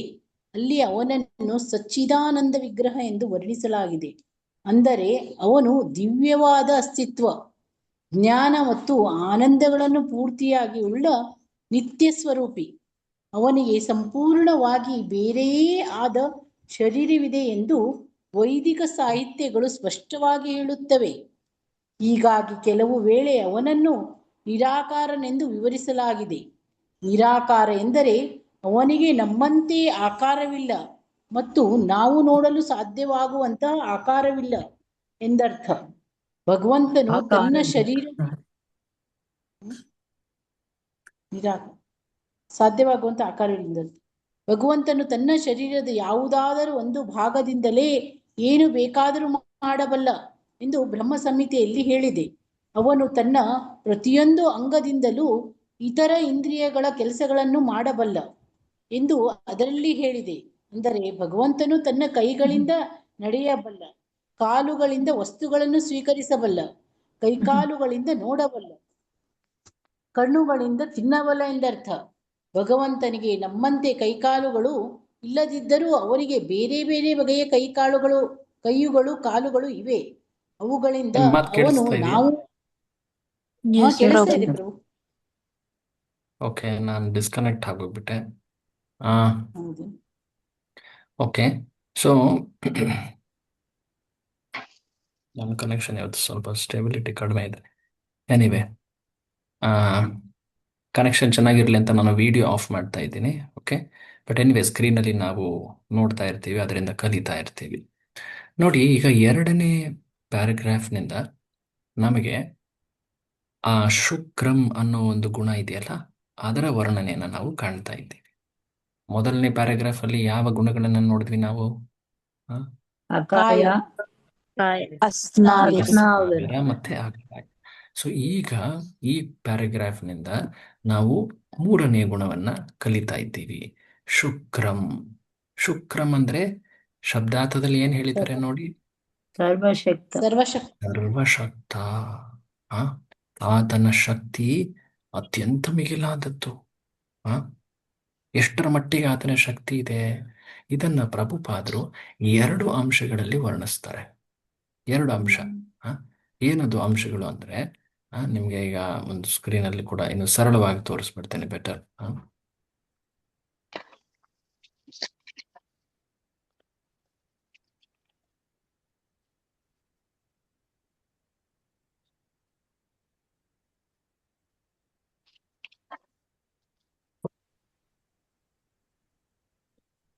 ಓಕೆ, ಸೊ ನೋಡಿ, ಇಲ್ಲಿ ನಾವು ಕಾಣ್ತಾ ಇರುವಂತಹ ಗುಣಗಳೇನಿವೆ, ಸೊ ಇವುಗಳಲ್ಲಿ ನಾವು ನೋಡ್ತಾ ಇದ್ದೀವಿ ಶುಕ್ರ ಅಥವಾ ಸರ್ವಶಕ್ತ.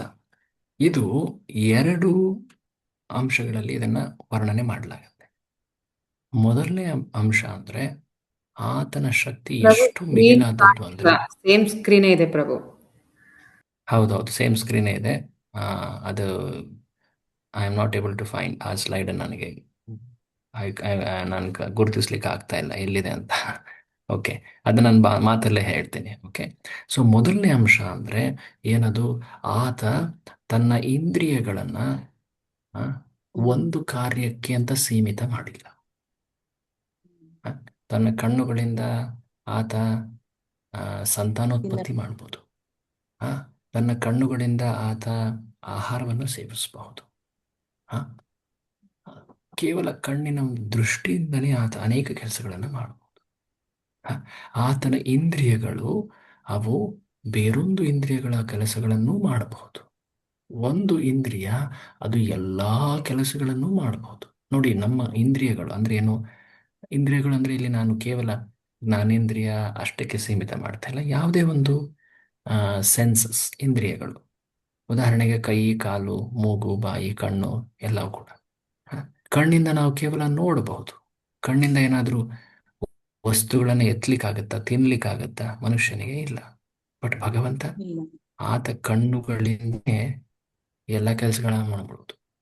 ಎಲ್ಲ ಕೆಲಸಗಳನ್ನ ಮಾಡ ಅಂದ್ರೆ ಆ, ಅಂಗಾನಿ ಯಸ್ಯ ಸಕಲ ಇಂದ್ರಿಯ ವೃತ್ತಿಮಂತಿ. ಪಶ್ಯಂತಿ ಆ, ಪಾಂತಿ ಎಲ್ಲಿ ಕೇಳ್ತೀರಾ ಇದನ್ನ? ಎಲ್ಲಿ ಬ್ರಹ್ಮ ಕೇಳ್ತೀರಾ? ಬ್ರಹ್ಮ ಸಂಹಿತ. ಸಂಹಿತ ಸಂಹಿತೆಯಲ್ಲಿ ಬ್ರಹ್ಮ ಕೇಳ್ತೀವಿ ನಾವು. ಸಂಹಿತ. ಸೊ ಭಗವಂತನ ದರ್ಶನ ಮಾಡುವಾಗ ನಾವು ಇದನ್ನ ನೆನಪು ಮಾಡ್ಕೊಳ್ಬೇಕು. ಅದಕ್ಕೆ ಪ್ರಭುಪಾದರು ಶೃಂಗಾರ ಆರತಿ ಅಂದ್ರೇನು, ಭಗವಂತನ ದರ್ಶನ ಆರತಿ ಸಮಯದಲ್ಲಿ ಈ ಮಂತ್ರಗಳನ್ನ ನಮಗೆ ನೆನಪಿಸ್ತಾ ಇದ್ರು. ಅದನ್ನೇ ನಾವೆಲ್ಲ ಕೇಳ್ತೀವಲ್ವ ದರ್ಶನ ಆರತಿ ಟೈಮಲ್ಲಿ. ಆ ಆ, ಯಂಶ ಏನದು, ಆ, ಅಂಗಾನಿ ಯಸ್ಯ ಸಕಲೇಂದ್ರಿಯ ವೃತ್ತಿಮಂತಿ ಪಶ್ಯಂತಿ ಪಶ್ಯಂತಿ ಪಾಂತಿ ಪಾಂತಿ ಕಲಯಂತಿ ಚಿರಂ ಜಗಾಂತಿ. ಹ. ಸೊ ಗೋವಿಂದ ಆತನ ಮಾದಿ ಒಂದೊಂದು ಇಂದ್ರಿಯಗಳು ಅವು ನೋಡಬಹುದು, ಚಲಿಸಬಹುದು, ಅವುಗಳು ಆ ಕಲಯಂತಿ, ಅವುಗಳು ಸೃಷ್ಟಿಯನ್ನು ಮಾಡಬಹುದು, ಚಿರಂ ಜಗಾಂತಿ ಎಲ್ಲ ಮಾಡ. ಆನಂತರ ಮುಂದೇನು ಬರುತ್ತೆ? ಆ, ಆ, ಜಗಂತಿ ಆನಂದ ಚಿನ್ಮಯ ಸತ್ ಉಜ್ವಲ ವಿಗ್ರಹಸ್ಯ. ಆತನ ಶರೀರ ಅದು ಆನಂದ ಚಿನ್ಮಯ ರೂಪ, ಸದ್ ಉಜ್ವಲ, ಸರ್ವಶಕ್ತ, ಸರ್ವ ಕಾಂತಿ ಉಜ್ವಲ ಅದು. ಆ, ಸದುಜ್ವಲ ವಿಗ್ರಹಸ್ಯ, ಅದು ರೂಪ, ಅದು ವಿಗ್ರಹ ಅನ್ನೋ ಶಬ್ದ ಏನಕ್ಕೆ ಉಪಯೋಗಿಸ್ತೀವಿ ನಾವು? ಒಂದು ರೂಪಕ್ಕೆ ತಾನೇ. ಸೊ ಪ್ರಭುಪಾದರು ಅದನ್ನ ಇಲ್ಲಿ ಹೇಳ್ತಾ ಇದ್ದಾರೆ. ಸೊ ಮೊದಲನೇ ಅಂಶ, ಅಫ್ಕೋರ್ಸ್ ಈ ಸರ್ವಶಕ್ತ ಅನ್ನೋ ಪದನ ಅನೇಕ ರೀತಿಯಲ್ಲಿ ತಿಳ್ಕೊಳ್ಬಹುದು. ಪ್ರಭುಪಾದರು ಹೇಗೆ ವರ್ಣಿಸ್ತಾರೆ? ಮೊದಲನೇದಾಗಿ ಆತನ ಇಂದ್ರಿಯಗಳು ಒಂದು ಕಾರ್ಯಕ್ಕೆ ಸೀಮಿತವಾಗಿಲ್ಲ. ಆತ ಕಾಲುಗಳಿಂದ ವಸ್ತುಗಳನ್ನು ಸ್ವೀಕರಿಸಬಲ್ಲ, ಕೈಕಾಲುಗಳಿಂದ ನೋಡಬಲ್ಲ, ಕೈಯಿಂದ ನಡೆಯಬಲ್ಲ, ಪ್ರಭುಪಾದ ಹೇಳಿ ಕಣ್ಣುಗಳಿಂದ ತಿನ್ನಬಲ್ಲ. ಅರ್ಥ ಆಗ್ತಾ ಇದೆಯಲ್ಲ? ಸೊ ಹೀಗೆ ಇದು ಅದರ ಅರ್ಥ. ಸೊ ವೇದದಲ್ಲಿ ಒಂದು ಬಹಳ ಪ್ರಸಿದ್ಧವಾದಂತಹ ಮಾತಿದೆ. ಏನದು? ಅಪಾಣಿಪಾದಂ ಜವನೋ ಗೃಹೀತ. ಆತನಿಗೆ ಕೈಯಿಲ್ಲ, ಕಾಲಿಲ್ಲ, ಆದರೆ ಆತ ನೈವೇದ್ಯ ಸ್ವೀಕರಿಸ್ತಾನೆ. ಏನಿದು ಮಾತು? ಅಪಾಣಿ, ಪಾಣಿ ಅಂದ್ರೆ ಗೊತ್ತಲ್ಲ, ಕೈ. ಪಾಣಿ ಅಂದ್ರೆ ಕೈ, ಪಾದ ಕಾಲು. ಅಪಾಣಿ ಪಾದಂ, ಆತನಿಗೆ ಕೈ ಇಲ್ಲ, ಕಾಲಿಲ್ಲ. ಜವನೋ ಗೃಹೀತ, ಜವನ ಅಂದ್ರೆ ಊಟ, ಮರಾಠಿಯಲ್ಲೂ ಅದೇ ಹೇಳ್ತಾರೆ, ಜೇವಣ್. ಸೊ ಊಟ, ಸೊ ಜವನೋ ಗೃಹೀತ, ಆದ್ರೆ ಊಟವನ್ನ ಸ್ವೀಕರಿಸ್ತಾನೆ ಅಂತ. ಹೇಗೆ ಸ್ವೀಕರಿಸ್ತಾನೆ?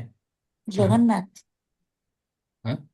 ಕೇವಲ ದೃಷ್ಟಿ, ಕೇವಲ ದೃಷ್ಟಿಯಿಂದನೇ ಸ್ವೀಕರಿಸ್ತಾನೆ. ನಮ್ಗೆ ಕೈ ಕಾಲಿಲ್ಲ ಅಂದ್ರೆ ಹೇಗೆ ನಾವು ತಿಂತೀವಪ್ಪ? ಬಾಯನ್ನೇನು ಹಾಗೆ ಬಗ್ಗೆ ಹಿಂಗ್ ತಿಂತೀವಿ. ಸರ್ವಶಕ್ತಿಗಳಿಂದ ಸರ್ವಶಕ್ತಿಗಳಿಂದ.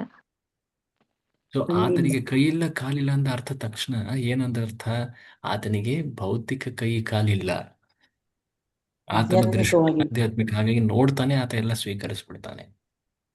ಆತನ ರೂಪದಲ್ಲಿ ಕೈಯೂ ಇದೆ, ಕಾಲು ಇದೆ, ಬಟ್ ಅದು ಭೌತಿಕ ವ್ಯಕ್ತಿಗಳಂತೆ ಅಲ್ಲ. ಇದು ನಾವು ನೆನಪಿಟ್ಕೋಬೇಕು. ಸೊ ಅದಕ್ಕೆ ಇಲ್ಲಿ ನೋಡಿ ಪ್ರಭುಪಾದರು ಅದನ್ನು ಉಲ್ಲೇಖ ಮಾಡ್ತಾರೆ. ಏನಂತ?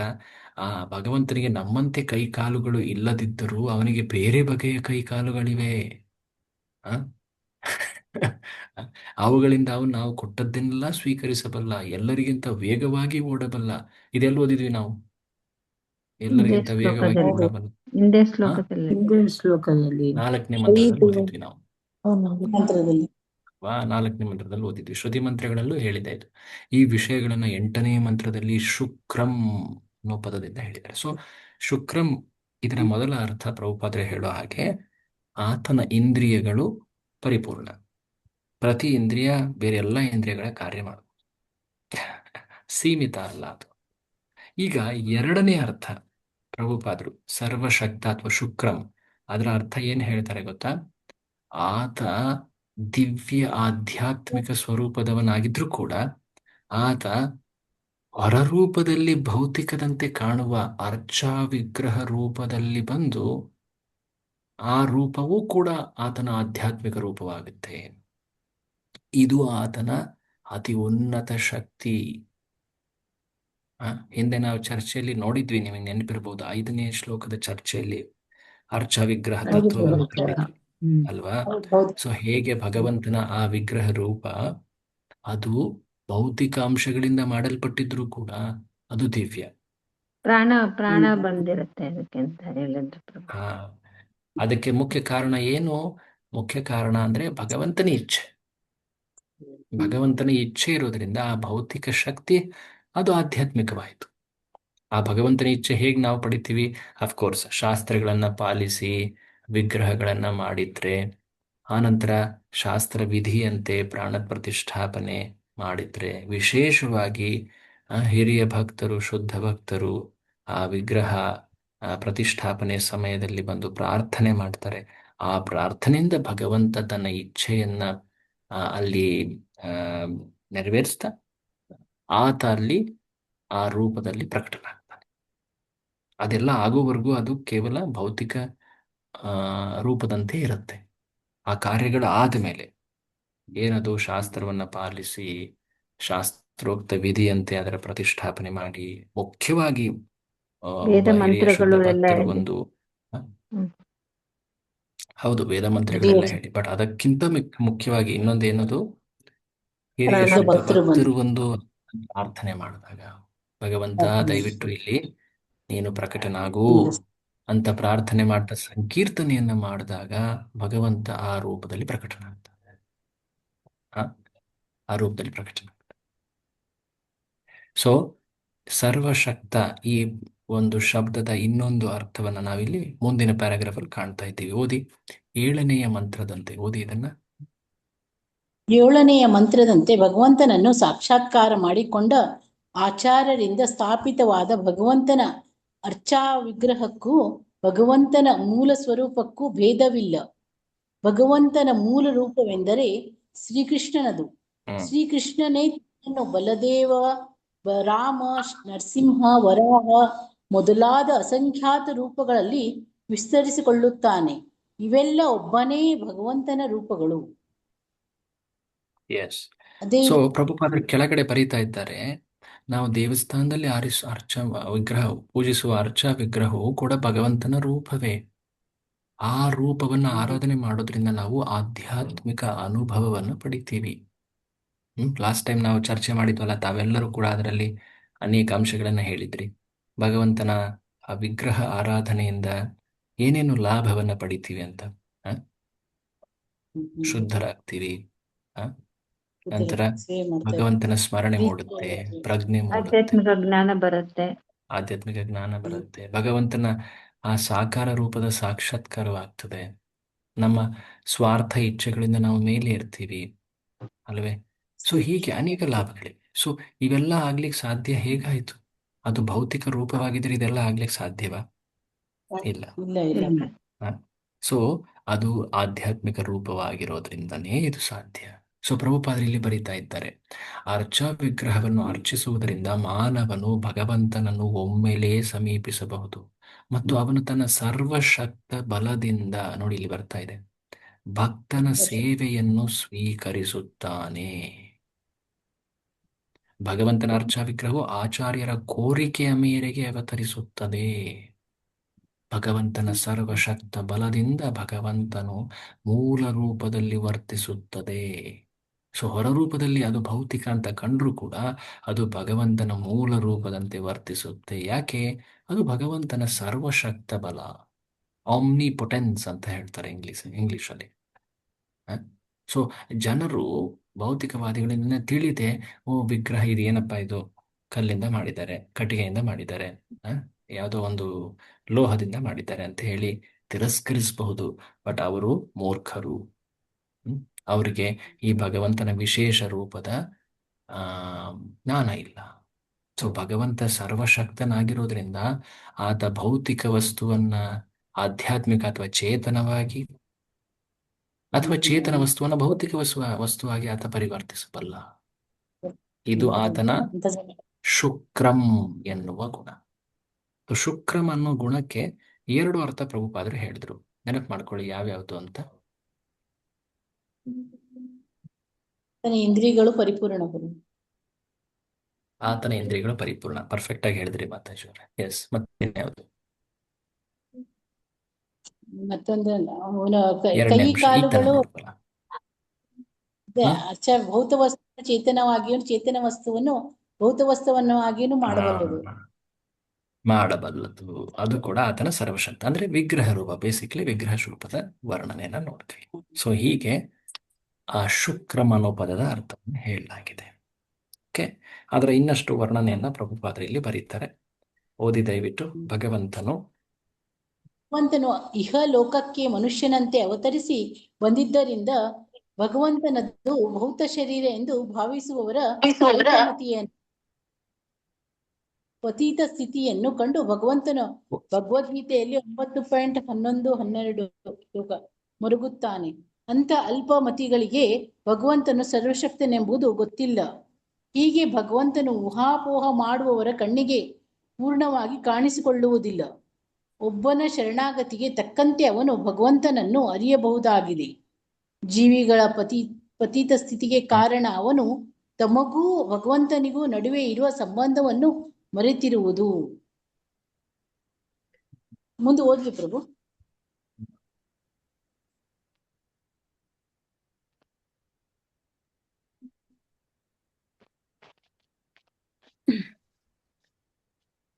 ಹರೇ ಕೃಷ್ಣ ಪ್ರಭು.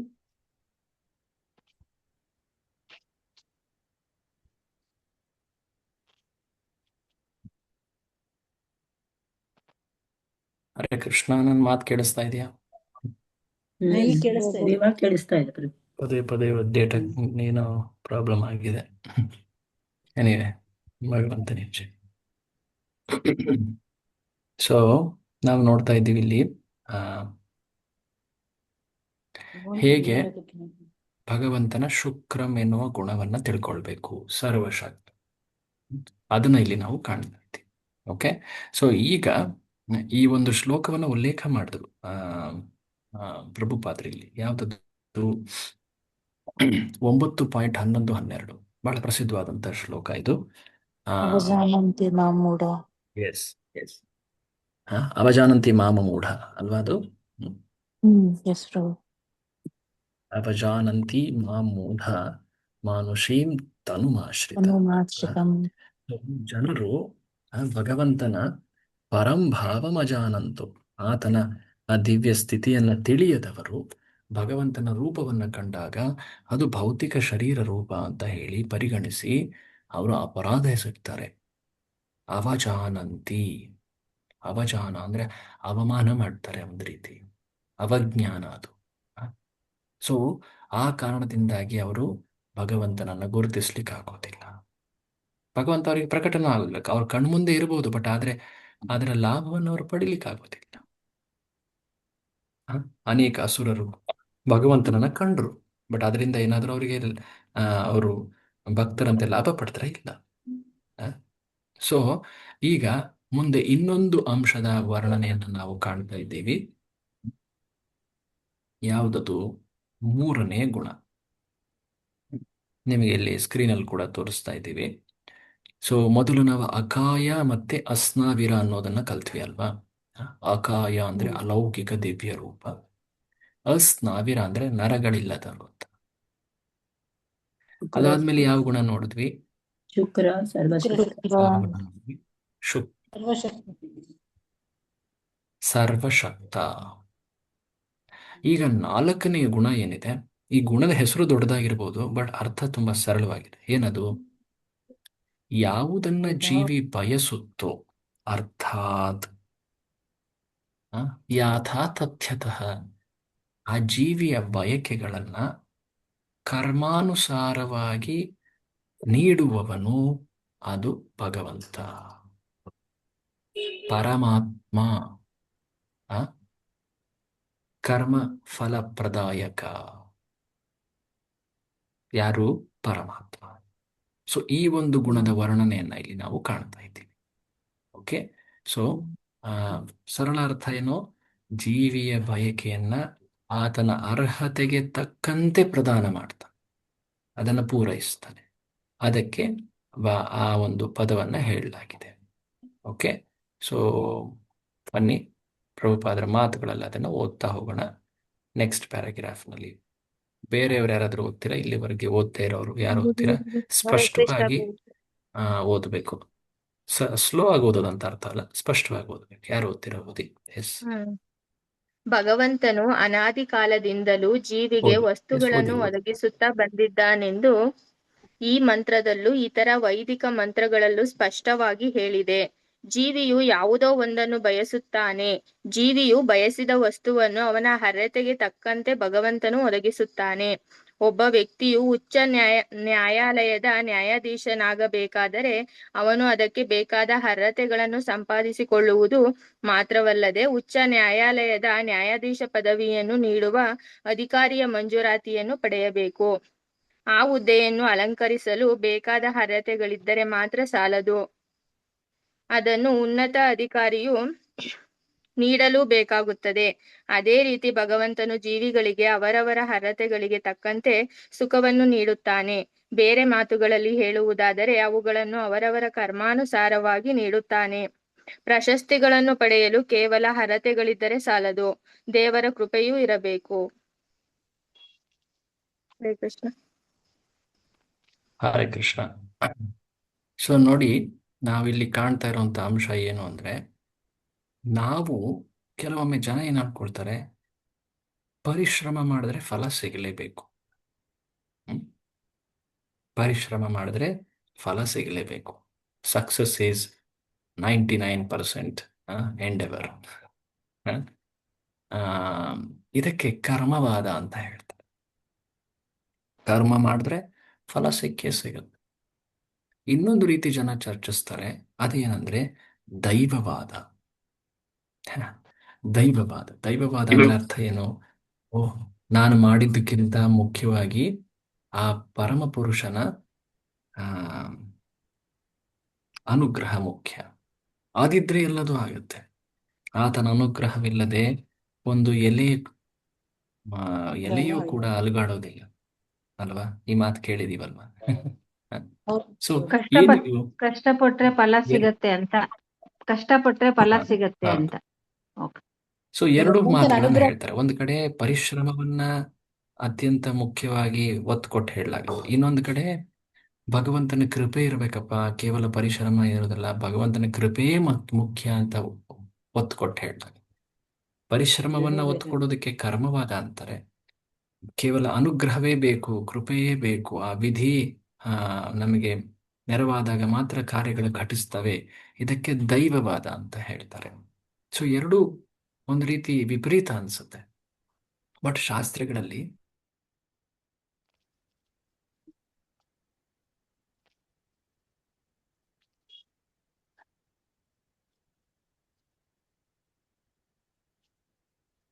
ಏನು ಕೇಳ್ತಾ ಇಲ್ಲ ಪ್ರಭುಜಿ.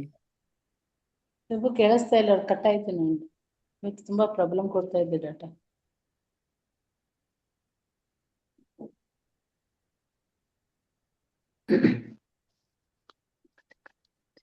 ಕೃಷ್ಣ ಕೃಷ್ಣ ಹರೇ ಹರೇ, ಹರೇ ರಾಮ್ ರಾಮ್ ರಾಮ್ ಹರೇ ಹರೇ. ಕೇಳಿಸ್ತಾ ಇದೆಯಾ? ಹರೇ ಕೃಷ್ಣ ಹರೇ ಕೃಷ್ಣ. ಕೇಳಿಸ್ತಾ ಇದೆ ಸರ್. ಇವಾಗ ಕೇಳಿಸ್ತಾ ಇದೆಯಾ? ಈಗ ಕೇಳಿಸ್ತಾ ಕೇಳಿಸ್ತಾ ಇದೆ. ಓಕೆ, ಎನಿವೆ, ಆದ್ರೂ ನಮ್ಮ ಪ್ರಭು ಪ್ರಯತ್ನವನ್ನ ಕರ್ಮಾನುಸಾರ ಫಲ ಸಿಗತ್ತೆ ಅಂತಾನು ಹೇಳ್ತಾರೆ. ನಿಜನಾ ಪ್ರಭು? ಏನಂದ್ರಿ? ಕರ್ಮಾನುಸಾರವಾಗಿ ಫಲ ಸಿಗತ್ತೆ ಅಂತಾರೆ, ನಿಜನಾ? ಸೊ ಎರಡು ವಾದಗಳಿವೆ. ಯಾವ್ದು ಮುಖ್ಯ? ಪರಿಶ್ರಮ ಮುಖ್ಯವೋ ಅಥವಾ ದೈವಿ ಕೃಪೆ ಮುಖ್ಯವೋ ಅಂತ ನೋಡಿ. ಇದನ್ನ ಸರಳವಾಗಿ ತಿಳ್ಕೊಳ್ಳೋದು. ಪರಿಶ್ರಮ ಎರಡು ಮುಖ್ಯ ಪ್ರಭು, ಎರಡು ಮುಖ್ಯನೇ. ಎರಡು ಮುಖ್ಯನೇ. ನಾವು ಪರಿಶ್ರಮ ಮಾಡಿದ್ರೆ ಅಲ್ವಾ ಭಗವಂತ ಕೊಡೋದು. ನಾವು ಹಾಗೆ ಸುಮ್ಮನೆ ಕುತ್ಕೊಂಡ್ಬಿಟ್ರೆ ಕೊಟ್ಬಿಡ್ತಾನ ಭಗವಂತ? ಪರಿಶ್ರಮ ಈ ಭಗವಂತ ಎರಡು ಇರ್ಬೇಕು ಪ್ರಭು. ಎರಡೂ ಇರ್ಬೇಕು ಆಗ್ತದ, ಎರಡೂ ಬೇಕಾಗ್ತದೆ. ಓಕೆ, ನಾನು ಕೆಲ ಮಾತುಗಳನ್ನು ಹೇಳ್ತೀನಿ ಇದ್ರ ಕುರಿತಾಗಿ. ಸೊ ನೋಡಿ, ರೈತ ದಿನ ಆತ ತನ್ನ ಹೊಲಕ್ಕೆ ಹೋಗ್ತಾನೆ. ವಿಶೇಷವಾಗಿ ಆತ ಹೊಲವನ್ನ ಹೂಳಿ ಹಸನ ಮಾಡಿಟ್ಕೊಳ್ತಾನೆ. ಮಳೆ ಬರೋ ಮುಂಚೆ ಆ, ಅದೆಲ್ಲವನ್ನ ಕೂಡ ಸಜ್ಜು ಮಾಡಿಟ್ಕೊಳ್ತಾನೆ. ಅದೆಲ್ಲ ಮಾಡಿದ ಮೇಲೆ ಬಿತ್ತನೆ ಕೂಡ ಮಾಡ್ತಾನೆ. ಇದು ಮಾಡಾದ್ಮೇಲೆ ಮಳೆ ಏನು ಬರುತ್ತೆ, ಅದು ಆತನ ಪ್ರಯತ್ನದ ಫಲವಲ್ಲ, ಅದು ಅದು ದೇವರ ಕೃಪೆಯೇ. ಫಲ. ಭಗವಂತನ ದೇವರ ಫಲ. ಸೊ ಆ ಮಳೆ ಅದು ಆತನ ಕೈಯಲ್ಲಿಲ್ಲ, ಅದಕ್ಕೆ ದೈವ ಅಂತ ಹೇಳ್ತಾರೆ. ಬಟ್ ದೈವಿ ಆತ ಘಟ. ಮಾಡಿದಂತಹ ಕಾರ್ಯ ಏನಿದೆ ಅದು ಆತನ ಶ್ರಮ, ಆ, ಪುರುಷಾರ್ಥ ಅಂತ ಹೇಳ್ತಾರೆ ಅದಕ್ಕೆ. ಸೊ ಆತನ ಶ್ರಮ, ಆತನ ಪ್ರಯತ್ನ, ಅದನ್ನು ಮಾಡ್ದೇನೆ ಕೇವಲ ಆ ದೈವ ಒಂದಿದ್ರೆ ಸಾಕು ಎಲ್ಲ ಸಿಗತ್ತೆ ಅಂದ್ರೆ, ಉದಾಹರಣೆಗೆ ಮಳೆ ಬಂತು ಬಟ್ ಆದರೆ ಆ ಹೊಲವನ್ನು ಆತ ಹೂಳಿಲ್ಲ, ಸರಿಯಾಗಿ ಹಸನು ಮಾಡ್ಕೊಂಡಿಲ್ಲ, ಬಿತ್ತನೆ ಮಾಡಿಲ್ಲ, ಮಳೆ ಬಂದರೂ ಕೂಡ ಆತನಿಗೆ ಫಲ ಸಿಗತ್ತಾ? ಸಿಗತ್ತೆ. ಇಲ್ಲ. ಸಿಗತ್ತೆ. ಅದೇ ಕೆಲವರು ಮಳೆ ಏನು ಎಲ್ಲ ಚೆನ್ನಾಗಿ ಹೂಳಿ ಎಲ್ಲ ಇದನ್ನೆಲ್ಲ ಮಾಡಿ ಆ, ಬಿತ್ತನೆ ಮಾಡಿ ಮಳೆಗೋಸ್ಕರ ಕಾಯ್ತಾ ಕಾಯ್ತಾ ಮಳೆ ಬರ್ದೇನೆ ಕೂಡ ಅವರು ಪೂರ್ತಿ ವಿಫಲರಾಗಿರೋದು ಇದೆ ಅಲ್ವಾ? ಅಫ್ಕೋರ್ಸ್ ಈಗಿನ ಕಾಲದಲ್ಲಿ ನಾವು ಇರಿಗೇಷನ್, ನೀರಾವರಿ ಎಲ್ಲ ಮಾಡ್ತೀವಿ, ಬಟ್ ಅದು ಕೂಡ ನಾವು ಸಂಪೂರ್ಣವಾಗಿ ನಮ್ಮ ಕೈಲಿದೆ ಅಂತ ಹೇಳಲಿಕ್ಕೆ ಆಗೋದಿಲ್ಲ. ನದಿಗಳಲ್ಲಿರೋ ನೀರು ಅದು ಮುಖ್ಯವಾಗಿ ಮಳೆ ಮೇಲೆ ಅವಲಂಬಿತವಾಗಿರುತ್ತೆ. ಭೂಮಿಲಿರೋ ನೀರು ಅದು ಕೂಡ ಮಳೆ ಮೇಲೆ ಅವಲಂಬಿತವಾಗಿರುತ್ತೆ. ಸೊ ಒಂದಲ್ಲ ಒಂದು ರೀತಿಯಲ್ಲಿ ವ್ಯಕ್ತಿ ತನ್ನ ಕಾರ್ಯಗಳ ಫಲಕ್ಕೋಸ್ಕರ ಒಂದು ಉನ್ನತ ಶಕ್ತಿಗೆ ಆತ ಅವಲಂಬಿತನಾಗಿರ್ತಾನೆ. ಸೊ ಇವೆರಡೂ ಕೈಗೂಡಬೇಕು. ಶ್ರಮವಿರಬೇಕು, ಅದಕ್ಕೆ ತಕ್ಕನಾದಂತಹ ಭಗವಂತನ ಕೃಪೆ ಅಥವಾ ದೈವ ಅದೂ ಇರಬೇಕು. ಅಲ್ಲಿ ಕಾಲದ ಪ್ರಭಾವವೂ ಬರ್ತದೆ. ಸೊ ಈ ಎಲ್ಲ ಗಣನೆ ಪೂರ್ತಿಯಾಗಿ ಆದಾಗ ಅದು ಒಂದು ನಿರ್ದಿಷ್ಟವಾದ ಫಲವನ್ನು ನೀಡುತ್ತೆ. ಶ್ರಮ ಪಟ್ಟಿದ್ದಾನೆ ರೈತ, ಮಳೆ ಬಂದಿದೆ ಸಮಯಕ್ಕೆ, ಆದ ತಕ್ಕನಾಗಿ ಅದನ್ನು ಉಪಯೋಗಿಸ್ಕೊಂಡಿದ್ದಾನೆ, ಆಗ ಆತನಿಗೆ ಒಂದು ಒಳ್ಳೆ ಪೈರು ಅಥವಾ ಹಾರ್ವೆಸ್ಟ್ ಬರುತ್ತೆ, ಅದನ್ನು ಆತ ಉಪಯೋಗಿಸ್ಕೊಳ್ತಾನೆ. ಸೊ ಹೀಗೆಯೇ ವ್ಯಕ್ತಿ ಈ ಜಗತ್ತಿನಲ್ಲಿ ಕಾರ್ಯ ಮಾಡುವಾಗ ಕೂಡ ತನ್ನ ಸಾಮರ್ಥ್ಯವನ್ನು ಉಪಯೋಗಿಸಿ ಏನು ಕಾರ್ಯ ಮಾಡ್ತಾನೆ ಅದು ಶ್ರಮ, ಪ್ರಯತ್ನ, ಪುರುಷಾರ್ಥ. ಬಟ್ ಅದಕ್ಕೆ ತಕ್ಕನಾದಂತಹ ಭಗವಂತನ ಅನುಮೋದನೆ, ಅಪ್ರೂವಲ್, ಅದನ್ನು ಪರಮಾತ್ಮ ಮಾಡ್ತಾನೆ. ಆತನ ಪೂರ್ವ ಕರ್ಮಗಳನ್ನು ನೋಡಿ ಮಾಡ್ತಾನೆ. ಸೊ ಇದು ಇಲ್ಲ ಅಂದ್ರೆ ಆತ ಎಷ್ಟು ಶ್ರಮ ಪಟ್ಟರು ಅದಕ್ಕೆ ಫಲ ಸಿಗೋದಿಲ್ಲ. ಕೇವಲ ನಮ್ಮ ಕಾರ್ಯ ಆಗ್ತವೆ ಅಂತ ಭಾವಿಸಿದ್ರೆ ಅದು ಸುಳ್ಳು. ಮಧ್ಯದಲ್ಲಿ ದೈವ ಬರಲೇಬೇಕು. ಹಾಗೆ ಅದೆಲ್ಲ ಓದಿ ಕಲಿತು ಎಲ್ಲ ಮಾಡಿರ್ತೀನಿ, ಪರೀಕ್ಷೆ ಹಾಲ್ಗೆ ಹೋದಾಗ ಎಲ್ಲ ಮರ್ತೋಗ್ಬಿಡುತ್ತೆ. ಅದು ಓಕೆ, ಅದನ್ನೆಲ್ಲ ಬರೆದಿರ್ತೀನಿ ಕೂಡ. ಅದಾದ ಮೇಲೆ ಆ ಬರೆದಂಥ ಪೇಪರ್ ಯಾವುದೋ ಒಬ್ಬ ಏನೋ ವ್ಯಕ್ತಿ ಇವ್ಯಾಲ್ಯೂಟರ್ ಮೌಲ್ಯ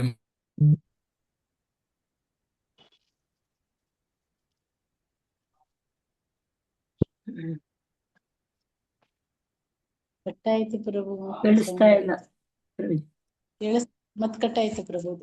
ಯಾಕೆ ಇವತ್ತು ತುಂಬಾ ಸತಾಯಿಸ್ತಾ ಇದೆ ನೆಟ್ವರ್ಕ್.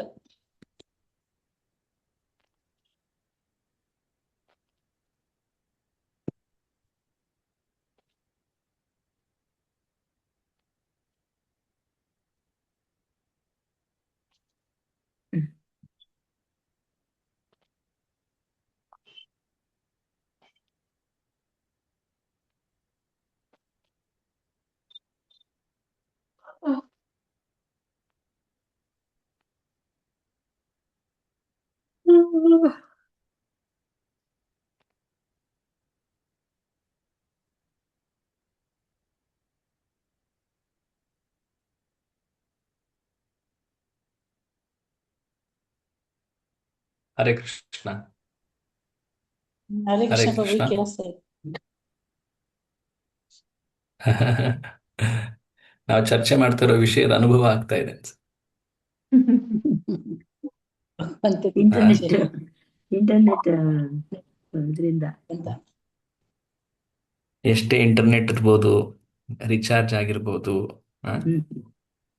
ಎಲೆಕ್ಟ್ರಿಸಿಟಿ ಇರ್ಬೋದು, ಎಲ್ಲವೂ ಇದ್ರೂ ಕೂಡ ಕರೆಂಟ್ ಅದಕ್ಕೂ ಇರ್ಬೋದು. ದೈವ ಬಲ ಇರ್ಬೇಕು ಪ್ರಭು. ದೇವರ ಅನುಗ್ರಹ ಇಲ್ಲ ಅದೇ ಅಂದ್ರೆ ಮತ್ತೆ. ಇದಕ್ಕೂ ದೈವ ಬಲ ಇರ್ಬೇಕು. ಹಾ ಹೌದು ದೇವರ ಹೌದು. ಅನುಗ್ರಹ ಇಲ್ಲ ಅಂದ್ರೆ ಸೊ ಭಗವಂತ ಇದನ್ನ ನಮಗೆ ಸ್ಪಷ್ಟವಾಗಿ ತಿಳಿಸ್ಕೊಡ್ತಾ ಇದ್ದಾನೆ ಈ ಅನುಭವದ ಮೂಲಕ. ಓಕೆ, ಎನಿವೆ ನಿಮಗೆ ಪಾಯಿಂಟ್ ಅರ್ಥ ಆಯ್ತು ಅನುಭವ ಅನ್ಸುತ್ತೆ. ಪೂರ್ವವಾಗಿ ತಿಳ್ಕೊಳ್ಳಿ ಅಂತ ಕಳಿಸ್ತಾ ಇದ್ದಾರೆ ಗುರೂಜಿ. ಹೌದು ಹೌದು. ಓಕೆ, ಸೊ ಭಗವಂತ ಕರ್ಮ ಫಲಗಳನ್ನ ಪ್ರದಾನ ಮಾಡ್ತಾನೆ, ಜೀವಿಗೆ ಇರುವಂತಹ ಆ ಇಚ್ಛೆಗಳನ್ನ ಪೂರೈಸ್ತಾನೆ. ಬಟ್ ಅದನ್ನು ಹೇಗೆ ಪೂರೈಸ್ತಾನೆ? ಆ ಜೀವಿಯ ಕರ್ಮಾನುಸಾರವಾಗಿ ಆತನ ಅರ್ಹತೆಗೆ ತಕ್ಕಂತೆ ನೀಡುತ್ತಾನೆ. ಜೀವಿ ತಾನು ಬಯಸಿದ್ದನ್ನೆಲ್ಲ ಪಡಿತಾನೆ ಅಂತ ಅಲ್ಲ. ಪ್ರಭುಪಾದ ಇಲ್ಲಿ ಒಂದು ಉದಾಹರಣೆ ಕೊಡ್ತಾರೆ. ಕೆಲವೊಮ್ಮೆ ಜೀವಿ ನಾನು ಮಿನಿಸ್ಟರ್ ಆಗಬೇಕು, ನಾನು ಜಡ್ಜ್ ಆಗಬೇಕು, ಆ ರೀತಿ ಇಚ್ಛೆ ಪಟ್ಟ ತಕ್ಷಣ ಆತನಿಗೆ ಅರ್ಹತೆ ಇಲ್ಲ ಅಂದರೆ ಅದು ಸಿಗತ್ತಾ? ಇಲ್ಲ, ಸಿಗೋದಿಲ್ಲ. ಏಕೆಂದರೆ ಕೆಲವೊಮ್ಮೆ ಓದಿ ಎಲ್ಲ ಡಿಗ್ರಿ ಎಲ್ಲ ಪಡೆದ ಮೇಲೂ ಕೂಡ ಜಾಬ್ ಸಿಗೋದಕ್ಕೆ ಸಾಕಷ್ಟು ಆ ದೈವದ ಫಲ ಅನುಗ್ರಹ ಬೇಕಾಗತ್ತಲ್ವಾ ಅಲ್ವಾ? ಸೊ ಹಾಗೆ ನೋಡಿ, ಪ್ರಭುಪಾದಲ್ಲಿ ಹೇಳ್ತಾರೆ, ಉಚ್ಚ ನ್ಯಾಯಾಲಯದ ನ್ಯಾಯಾಧೀಶ ಪದವಿಯನ್ನು ನೀಡುವ ಅಧಿಕಾರಿಯ ಮಂಜೂರಾತಿಯನ್ನು ಪಡಿಬೇಕು. ಸೊ ಆಗ ನಾವು ಆ ಫಲವನ್ನು ಅನುಭವಿಸಬಹುದು. ಸೊ ಹೀಗೆ ಭಗವಂತ ಜೀವಿಗಳಿಗೆ ಅವರ ಅರ್ಹತೆಗಳಿಗೆ ತಕ್ಕಂತೆ ಸುಖವನ್ನು ನೀಡುತ್ತಾನೆ. ಸೊ ಯಾಥಾ ತಥ್ಯತಃ, ಯಥಾ ತಥಾ. ಯಥಾ ತಥಾ ಕೇಳಿರ್ಬೋದು ನೀವು. ಹೇಗೆ ಆತನ ಕರ್ಮ ಪೂರ್ವ ಕರ್ಮಗಳಿವೆಯೋ ಹಾಗೆ ಆತನ ಮುಂದಿನ ಕಾರ್ಯಗಳ ಫಲವನ್ನು ಭಗವಂತ ನೀಡುತ್ತಾನೆ. ಅವರವರ ಕರ್ಮಾನುಸಾರವಾಗಿ ನೀಡುತ್ತಾನೆ. ಸೊ ಪ್ರಶಸ್ತಿಯನ್ನು ಪಡೆಯಲು ಕೇವಲ ಅರ್ಹತೆಗಳಿದ್ದರೆ ಸಾಲದು, ದೇವರ ಕೃಪೆಯೂ ಇರಬೇಕು. ದೇವರ ಕೃಪೆ ಇರಬೇಕು. ಸೊ ಇಲ್ಲಿ ಬಹಳ ಮುಖ್ಯವಾದಂತಹ ಅಂಶ ಇಲ್ಲಿ ಕಾಣ ಬರ್ತಾ ಇದೆ. ಮುಂದೆ ಓದಿ ಯಾರಾದರೂ ಬೇರೆಯವರು. ಎಸ್, ಸಾಮಾನ್ಯವಾಗಿ ಜೀವಿಗೆ ಪ್ರಭು ಓದಿ ಓದ್ಲಾ ಪ್ರಭು? ಸಾಮಾನ್ಯವಾಗಿ please. ಜೀವಿಗೆ ಭಗವಂತನಿಂದ ಏನನ್ನು ಕೇಳಬೇಕು ಎಂಬುದಾಗಲಿ ಯಾವ ಪದವಿಗೆ ಕೇಳಬೇಕು ಎನ್ನುವುದಾಗಲಿ ಗೊತ್ತಿಲ್ಲ. ಆದರೆ ಜೀವಿಗೆ ತನ್ನ ಸಹಜ ಸ್ಥಿತಿಯು ಅರಿವಾದಾಗ ಅವನು ಭಗವಂತನ ದಿವ್ಯ ಪ್ರೇಮ ಸೇವೆ ಮಾಡಲು ಅವನ ದಿವ್ಯ ಸಾನ್ನಿಧ್ಯ ಬೇಕೆಂದು ಕೋರುತ್ತಾನೆ. ದುರಾದೃಷ್ಟವತ್ ಐಹಿಕ ಪ್ರಕೃತಿಯ ಪ್ರಭಾವದಲ್ಲಿರುವ ಜೀವಿಗಳು ಇತರ ಯಾವುವು ವಸ್ತುಗಳು ಬೇಕೆಂದು ಕೇಳುತ್ತಾರೆ. ಅವರದು ವಕ್ರ ಬುದ್ಧಿ ಎಂದು ಭಗವದ್ಗೀತೆಯಲ್ಲಿ ಹೇಳಲಾಗಿದೆ. ಸೊ ಒಂದ್ ನಿಮಿಷ, ಇಲ್ಲೇನ್ ಹೇಳ್ತಾ ಇದ್ದಾರೆ ನೋಡಿ. ಓಕೆ, ಜೀವಿ ಬಯಸಿದ್ದನ್ನ ಅದರ ಕರ್ಮಾನುಸಾರವಾಗಿ ಭಗವಂತ ನೀಡ್ತಾನೆ ಅನ್ನೋ ಅಂಶ ಹಿಂದಿನ ಪ್ಯಾರಾಗ್ರಾಫ್ ಅಲ್ಲಿ ಗೊತ್ತಾಯ್ತು. ಬಟ್ ಆಕ್ಚುಲಿ ಜೀವಿ ಏನನ್ನ ಬಯಸ್ತಾ ಇದೆ? ಸಣ್ಣ ಮಗು ಏನನ್ನು ಬಯಸುತ್ತೆ? ಚಾಕ್ಲೇಟ್ ಬಯಸುತ್ತೆ, ಆಟ ಆಡೋ ಸಾಮಾನು ಬಯಸುತ್ತೆ. ಬಟ್ ಅದರಿಂದ ಏನಾದರೂ ಜೀವನ ಪ್ರಗತಿ ಹೊಂದುತ್ತಾ? ಆ ಸಮಯಕ್ಕೆ ಬೇಕಾದಂಥ ವಸ್ತುಗಳನ್ನು ಬಯಸುತ್ತಷ್ಟೆ, ಭವಿಷ್ಯ ನೋಡ್ತಾ ಇಲ್ಲ. ಜೀವಿ ತನ್ನ ನಿತ್ಯ ಭವಿಷ್ಯವನ್ನ ಆತ ಕಂಡಾಗ ಆತ ಬಯಸ್ತಾನೆ, ಓ ಭಗವಂತನ ಸಾನ್ನಿಧ್ಯ ದೊರಕಲಿ, ಭಗವಂತನ ಸೇವೆ ದೊರಕಲಿ. ಈ ರೀತಿಯಾಗಿ ಬಯಸೋದು ಅದು ಉನ್ನತ ಇಚ್ಛೆ. ಅದು ಒಬ್ಬ ಜ್ಞಾನಿಗೆ ಅಥವಾ ಭಕ್ತನಿಗೆ ಇದು ತಿಳಿದಿರುತ್ತೆ ಅಲ್ವಾ? ಸೊ ಹೀಗೆ ನಾವು ಬೇಡ್ಕೊಳ್ಬೇಕು. ಯಾವುದನ್ನ, ಯಾವ ರೀತಿಯ ಬೇಡಿಕೆಗಳನ್ನ ದೇವರ ಮುಂದೆ ಇಡಬೇಕು ಅನ್ನೋದನ್ನ ಕಲಿಬೇಕು. ಒಬ್ಬ ಅತ್ಯಂತ ಶ್ರೀಮಂತ ವ್ಯಕ್ತಿ ಮುಂದೆ ಚಾಕ್ಲೇಟ್ ಕೇಳಿದ್ರೆ ಆ ಶ್ರೀಮಂತ ವ್ಯಕ್ತಿಗೆ ಅವಮಾನ ಆಗತ್ತೆ ಅಲ್ವಾ? ಯಾವ ವ್ಯಕ್ತಿಯ ಬಳಿ ಹೋಗ್ತಾ ಇದ್ದೀವಿ, ಆತ ಏನನ್ನ ನೀಡಬಲ್ಲ ಅದನ್ನ ತಿಳಿದು ನಾವು ಅದಕ್ಕೆ ತಕ್ಕಂತೆ ನಾವು ಬೇಡಿಕೆ ಇಡಬೇಕು. ಅದು ಭಕ್ತನ ಬುದ್ಧಿವಂತಿಕೆ. ಪ್ರಭುಪಾದರು ಒಂದು ಸಣ್ಣ ಪ್ರಸಂಗ ಹೇಳ್ತಾರೆ. ಏನದು? ಒಬ್ಳು ತುಂಬಾ ಶ್ರಮಜೀವಿ ಇದ್ಲಂತೆ. ಪ್ರತಿದಿನ ಅದಕ್ಕೆ ಕಾಡಿಗೆ ಹೋಗಿ ಕಟ್ಟಿಗೆಗಳನ್ನ ತರ್ತಾ ಇದ್ಲು, ತಲೆ ಮೇಲೆ ಹೊತ್ಕೊಂಡು, ಭುಜದ ಮೇಲೆ ಹೊತ್ಕೊಂಡು ಬರ್ತಾ ಇದ್ಲು. ಅತ್ಯಂತ ಕಷ್ಟದಲ್ಲಿ ಇದ್ಲು ಆಕೆ, ತುಂಬಾ ಶ್ರಮ ಪಡ್ತಾ ಇದ್ಲು. ದೇವರೇ ದಯವಿಟ್ಟು ನನಗೆ ಸಹಾಯ ಮಾಡು ಅಂತ ಜೋರಾಗಿ ಕೇಳ್ಕೊಂಡ್ಲು. ದೇವ್ರ ಪ್ರಕಟನಾದ. ಓ ದೇವ್ರೆ, ನನ್ನ ಮುಂದೆ ಪ್ರಕಟನ ಆಗಿದೆಯಲ್ಲ, ನೀನು ದಯವಿಟ್ಟು ನನಗೆ ಈ ಹೆಗಲಿನಿಂದ ಈ ಕಡೆ ಹೆಗಲಿಗೆ ನನ್ನ ಕಟ್ಟಿಗೆನ ವರ್ಗಾವಣೆ ಮಾಡು. ಈ ಹೆಗಲಿಂದ ಈ ಹೆಗಲಿಗೆ ಆ ಕಟ್ಟಿಗೆ ಏನು ಮೂಟೆ ಇದೆಯಾ ಅದನ್ನ ಇರಿಸಪ್ಪ. ಆತ ಆ ರೀತಿ ಇಟ್ಟು ಮಾಯ ಆದ. ಆಕೆ ಬುದ್ಧಿವಂತಿಕೆ ಮೆಚ್ಕೋಬೇಕಲ್ವಾ?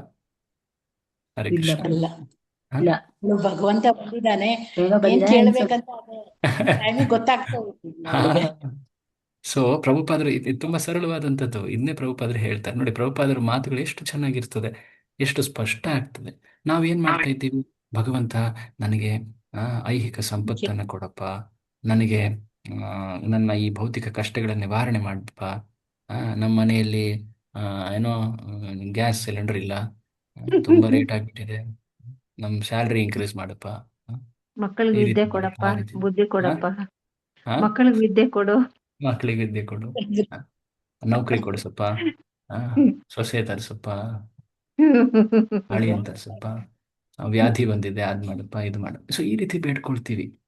ಬೇಡ್ಕೊಳ್ಳೋದು ಆ ಸಮಯಕ್ಕೆ ತಕ್ಕಂತೆ ಓಕೆ, ಅದು ಒಂದು ರೀತಿ ಆ ಸಮಯದಲ್ಲಿ ಅತ್ಯಂತ ಆ, ಒಂದು ಚಿಂತೆ ಆಗಿರುತ್ತೆ. ದೇವ್ರ ಮುಂದೆ ಹೋಗಿ ನಮ್ಮ ಮನಸ್ಸನ್ನು ಹಂಚ್ಕೊಳ್ತೀವಿ. ಭಗವಂತ ದಯವಿಟ್ಟು ಈ ಚಿಂತೆ ದೂರ ಮಾಡಿ ನನಗೆ ಭಕ್ತಿ ಮಾಡಲಿಕ್ಕೆ ನೆರವು ಮಾಡಪ್ಪ, ಅದು ಒಂದು ಮಾತು. ಬಟ್ ಅದನ್ನೇ ಮುಖ್ಯವಾದಂತಹ ಒಂದು ಗಣನೆ ತರ ನೋಡಿದ್ರೆ, ದೇವ್ರ ಮುಂದೆ ಯಾಕೆ ಹೋಗ್ತೀರಾ? ಕಷ್ಟಗಳಿದ್ದಾಗ ದೇವ್ರ ಹತ್ರ ಹೋಗ್ತೀವಿ. ಹಾ, ಏನದು ಮಾತು ಹೇಳ್ತಾರಲ್ಲ, ಸಂಕಟ ಸಂಕಟ ಬಂದಾಗ ಬಂದಾಗ ವೆಂಕಟರಮಣ. ವೆಂಕಟರಮಣ. ಸೊ ಈ ರೀತಿ ಕೇವಲ ಭಗವಂತನನ್ನ ಕಷ್ಟಗಳು, ಭೌತಿಕ ಕಷ್ಟಗಳನ್ನ ದೂರ ಮಾಡೋದು ಅಥವಾ ಭೌತಿಕ ವಸ್ತುಗಳನ್ನ ನೀಡುವಂಥವನ್ನ ಆಗಿ ಮಾಡಿಸ್ಬಿಟ್ರೆ ಅದು ಭಗವಂತನ ಒಂದು ರೀತಿ ಅವಮಾನ ಆದಂಗೆ ಆಗತ್ತೆ. ಪ್ರಭುಪಾದರು ಹೇಳ್ತಾ ಇದ್ರು, ಕ್ರೈಸ್ತರು ದೇವರನ್ನ ಏನ್ ಪ್ರಾರ್ಥನೆ ಮಾಡ್ತಾರೆ? Oh God please give our daily bread. ದೇವರೇ ನಮ್ಮ ದಿನನಿತ್ಯದ ಆಹಾರವನ್ನ ನೀಡಪ್ಪ. ಓ ಓಕೆ, ದೇವರು ಆಹಾರ ನೀಡ್ತಾ ಇದ್ದಾನೆ. ಸ್ವಲ್ಪ ಸಮಯ ಆದ್ಮೇಲೆ ಅವ್ರಿಗೆ ಗೊತ್ತಾಯ್ತು, ಓ ದಿನ ನಾನು ಫ್ಯಾಕ್ಟ್ರಿಗೆ ಹೋದ್ರೆ ನನಗೆ ಆಹಾರ ದೊರಕುತ್ತೆ, ದುಡ್ಡು ಸಿಗುತ್ತೆ, ಹಾಗಾಗಿ ದೇವರ ಅಗತ್ಯ ಇದೆಯಾ? ಆಹಾರ ಕೊಡೋನು ದೇವರಾದ್ರೆ ಈಗ ಫ್ಯಾಕ್ಟ್ರಿಗೆ ಹೋಗ್ತಾ ಇದ್ದೀನಿ ನಾನು, ಅಥವಾ ಕಂಪ್ನಿಗೆ ಹೋಗ್ತಾ ಇದ್ದೀನಿ ನಾನು, ಆ, ಸಂಬಳ ಬರ್ತಾ ಇದೆ. ಯಾರು ಕೊಡ್ತಾ ಇದ್ದಾರೆ ಆಹಾರ ನನಗೆ? ದೇವ್ರು ಕೊಡ್ತಾ ಇದ್ದಾನ? ಇಲ್ಲ, ಸಂಬಳ ಕೊಡೋರು ಕೊಡ್ತಾ ಇದ್ದಾರಲ್ವಾ, ದೇವರೇ ಆಗ್ಬೇಕು. ಈ ರೀತಿ ಜನ ನಾಸ್ತಿಕರಾದ್ರು. ಆದ್ರೆ ಭಗವಂತನ್ ಗೊತ್ತೇ ಅಲ್ವಾ ಪ್ರಭು, ಅವನ್ಗೇನ್ ಕೊಡ್ಬೇಕು ಅದು ಎಲ್ಲ ಕೊಡ್ತಾನೆ ಅಲ್ವಾ ಪ್ರಭು, ಅವನ್ಗೆಲ್ಲ ಗೊತ್ತಿರುತ್ತೆ ಅಲ್ವಾ. ಹೇಳಿದ್ರು ಭಗವಂತನಿಗೆ. ನೀವು ಆ ರೀತಿ ಯೋಚನೆ ಮಾಡ್ತಾ ಇದ್ದೀರಾ? ಸಾಮಾನ್ಯರು ಆ ರೀತಿ ಆ ಏನ್ ತಿಳ್ಕೊಳ್ತಾರೆ? ನಮ್ ಮನ್ಸಲ್ಲಿ ಭಗವಂತನ ಇರೋದೆಲ್ಲ ಅಗತ್ಯ ಭಗವಂತನ್ ಏನಿದೆ? ಗೊತ್ತಾಗತ್ತೆ ಅಲ್ವಾ ಪ್ರಭು. ಹೌದು ಹೌದು, ನೋಡಿ, ಭಗವಂತನ ಅಗತ್ಯ ಏನಕ್ಕೆ? ನಮ್ಮ ಭೌತಿಕ ಕಷ್ಟಗಳನ್ನ ನಿವಾರಣೆ ಮಾಡಕ್ಕೆ. ದೇವರೇ ಆಹಾರ ಕೊಡಪ್ಪ, ದೇಹರೇ ನಂಗೆ ಕಷ್ಟ ದೂರ ಮಾಡಪ್ಪ. ಈಗ ನನಗೆ ಕಷ್ಟಗಳೇ ಇಲ್ಲ ನೋಡಿ, ಎಷ್ಟು ವಿಜ್ಞಾನ ಮುಂದುವರೆದಿದೆ. ಫೋನಲ್ಲೇ ಎಲ್ಲ ಮಾಡ್ಬಿಡ್ಬೋದು ನಾನು ಎಷ್ಟು ಕಲ್ತಿದ್ದೀನಿ, ನನಗೆ ಎಷ್ಟು ಸಂಬಳ ಬರ್ತಾ ಇದೆ, ಈಗ ದೇವರ ಅಗತ್ಯನೇ ಇಲ್ಲ ನನಗೆ. ಸೊ ಈ ರೀತಿ ಯೋಚನೆ ಮಾಡೋ ಮನೋಭಾವ ಬಂದ್ಬಿಡತ್ತೆ. ಕೇವಲ ಭೌತಿಕ ಆ, ಕೊರತೆಗಳಿಗೆ ನಾವು ಭಗವಂತನ ಬಳಿ ಹೋಗೋದಾದ್ರೆ ಆ ರೀತಿ ಮನೋಭಾವ ಬರುತ್ತೆ. ಹಾಗಾಗಿ ಪ್ರಭುಪಾದರು ಇಲ್ಲೊಂದು ಶ್ಲೋಕನ ಉಲ್ಲೇಖ ಮಾಡ್ತಾ ಇದ್ದಾರೆ, 2.41. ಯಾವ್ದಿದೆ ಶ್ಲೋಕ ವ್ಯವಸಾಯಾತ್ಮಕ ಗೊತ್ತುಂಟಾ? ಬುದ್ಧಿ, ಅದು ಆ ವ್ಯವಸಾಯ. ಏಕೇಹ ವ್ಯವಸಾಯ ಬಹುಶಾಖಾ ಹಿ ಬುದ್ಧಿರೇಖ ಅನಂತಾಶ್ಚ. ಕುರುನಂದನ ಎರಡನೇ ಬಹುಶಾಖ. ಭಾಗ ಏನಿದೆ ಅದನ್ನ ಹೇಳ್ತಾ ಇದ್ದಾರೆ. ಬುದ್ಧಯೋ ಅವ್ಯವಸಾಯಿನ, ಯಾರ ಬುದ್ಧಿ ವಕ್ರವಾಗಿದೆಯೋ ಅವ್ಯವಸಾಯಿ, ಅವರು ಅದು ಇರುವ ಅವರ ಧೃತಿ ಇರೋದಿಲ್ಲ. ಹ? ಅದನ್ನು ಭಗವಂತ ಮುಂದೆ ಹೇಳ್ತಾನೆ, ಆ ಏನದು ಭೋಗೈಶ್ವರ್ಯ ಪ್ರಸಕ್ತಾನ, ಆತನಲ್ಲಿ ಆ ಬುದ್ಧಿ ಆ, ನಿಲ್ಲೋದೇ ಇಲ್ಲ. ಯಾರು ಭೋಗ ಐಶ್ವರ್ಯಗಳಲ್ಲಿ ಆಸಕ್ತರಾಗಿರ್ತಾರೋ ತಯ ಅಪಹೃತ ಚೇತಸಾಂ ವ್ಯವಸಾಯಾತ್ಮಿಕ ಬುದ್ಧಿ ಸಮಾಧೌ ನ ವಿಧೀಯತೆ. ಈ ರೀತಿಯಾಗಿ ಅತ್ಯಂತ ಫೋಕಸ್ಡ್ ಇಂಟೆಲಿಜೆನ್ಸ್ ಅಂತ ಏನು ಹೇಳ್ತಾರೆ, ಬುದ್ಧಿ ನೇರವಾಗಿ ಸ್ಪಷ್ಟವಾಗಿರುವಂತಹ ಬುದ್ಧಿ ಅವರಲ್ಲಿ ಇರುವುದಿಲ್ಲ, ಭೋಗ ಮತ್ತೆ ಐಶ್ವರ್ಯಕ್ಕೆ ಆಸಕ್ತರಾಗಿರುವವರಿಗೆ. ಸೊ ಅದು ಲೌಕಿಕ ಬುದ್ಧಿ. ಸೊ ಹೀಗೆ ಲೌಕಿಕ ಬುದ್ಧಿ ಪಡೆದವರು ಅಥವಾ ಅದರ ಪ್ರಭಾವದಲ್ಲಿರೋರು ಯಾವ ರೀತಿಯ ಬೇಡಿಕೆಗಳನ್ನು ದೇವರ ಮುಂದೆ ಕೇಳ್ಕೋಬೇಕು ಅನ್ನೋದಕ್ಕೆ ಒಳ್ಳೆ ಗೊತ್ತೇ ಇಲ್ಲ. ಆದರೆ ನಿಜವಾದಂಥ ಬೇಡಿಕೆಗಳು ಯಾವುದಾಗಿರಬೇಕು? ಭಗವಂತ ನನಗೆ ಈ ಸಂಸಾರದ ಕಷ್ಟದಿಂದನೇ ನಿವಾರಣೆ ಮಾಡಪ್ಪ. ಆ ಗಜೇಂದ್ರ ಬೇಡ್ಕೊಂಡಲ್ವಾ? ಗಜೇಂದ್ರ ಅಲ್ಲಿವರೆಗೆ ಏನು ಅನ್ಕೊಳ್ತಾ ಇದ್ದ? ನಾನು ಕಷ್ಟಗಳಿಂದ ನಾನು ಏನು ನನ್ನ ಕಾಲು ಹಿಡಿದಿರೋ ಆ ಮೊಸಳೆನ ನಾನು ತುಳಿದು ಹಾಕಿ ಸಾಯಿಸ್ತೀನಿ, ನನಗೆ ಸಾಕಷ್ಟು ಶಕ್ತಿ ಇದೆ ಅಂತ ಹೋರಾಡ್ತಾ ಇದ್ದ. ಎಷ್ಟು ಉಪಯೋಗಿಸಿದ ಸಾಮರ್ಥ್ಯವನ್ನು ಎಷ್ಟು ವರ್ಷಗಳ ಕಾಲ. ಕೊನೆಗೆ ಆತನಿಗೆ ತಿಳಿತು ನಾನು ಅಸಹಾಯಕ ಅಂತ. ಕೊನೆಗೆ ಆತ ಬೇಡ್ಕೊಳ್ತಾನೆ, ಭಗವಂತ ಹೇ ಆದಿಮೂಲನೇ, ಹೇ ನಾರಾಯಣನೇ, ನಮಸ್ತೆ ನೀನು ಪ್ರಭು. ನನ್ನನ್ನ ಈ ಸಂಸಾರ ಪಾಶದಿಂದನೇ ಮುಕ್ತ ಮಾಡು. ಈ ಮೊಸಳೆಯ ಪಾಶ ಅಲ್ಲ, ಸಂಸಾರ ಪಾಶದಿಂದ ಮುಕ್ತ ಮಾಡು. ಸೊ ಈ ಒಂದು ಬೇಡಿಕೆ ಏನಿದೆ ಅದು ಬುದ್ಧಿವಂತಿಕೆ ಅಲ್ವಾ? ಆತನಿಗೆ ಆ ಆಧ್ಯಾತ್ಮಿಕ ಬುದ್ಧಿ ಬಂತು, ಯಾಕೆಂದ್ರೆ ಹಿಂದಿನ ಜನ್ಮದಲ್ಲಿ ಆತ ಕೆಲ ಭಕ್ತಿ ಕಾರ್ಯಗಳನ್ನ ಮಾಡಿದ್ದ. ಸೊ ಪಾಯಿಂಟ್ ಏನಂದ್ರೆ, ಯಾವ ರೀತಿಯ ಬೇಡಿಕೆಗಳನ್ನ ನಾವು ಭಗವಂತನಲ್ಲಿ ಬೇಡ್ಕೊಳ್ಬೇಕು, ಅವುಗಳನ್ನೇ ನಮ್ಮ ಮುಖ್ಯ ಗುರಿಯನ್ನಾಗಿ ಜೀವನ ನಡೆಸಬೇಕು.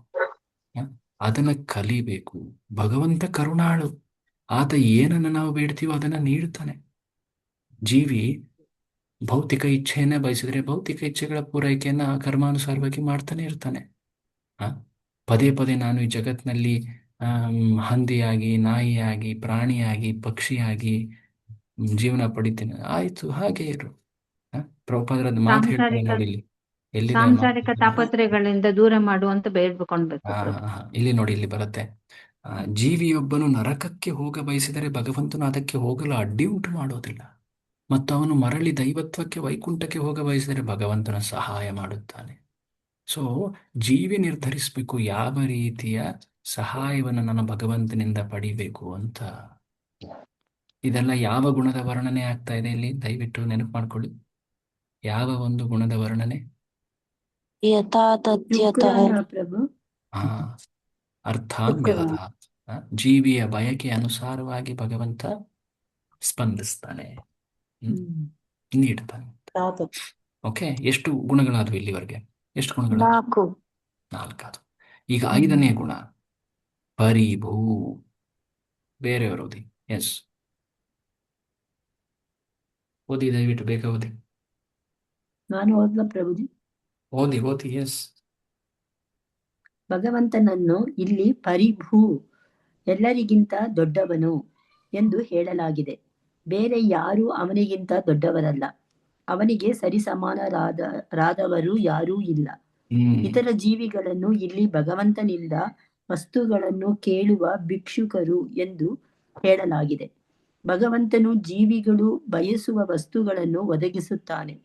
ಜೀವಿಗಳು ಶಕ್ತಿಯಲ್ಲಿ ಸಮನಾಗಿದ್ದರೆ ಅಥವಾ ಸರ್ವಶಕ್ತರು, ಸರ್ವಜ್ಞರೂ ಆಗಿದ್ದರೆ ಅವರು ಭಗವಂತನಿಂದ ಬೇಡುವ ಪ್ರಶ್ನೆಯೇ ಇರುತ್ತಿರಲಿಲ್ಲ.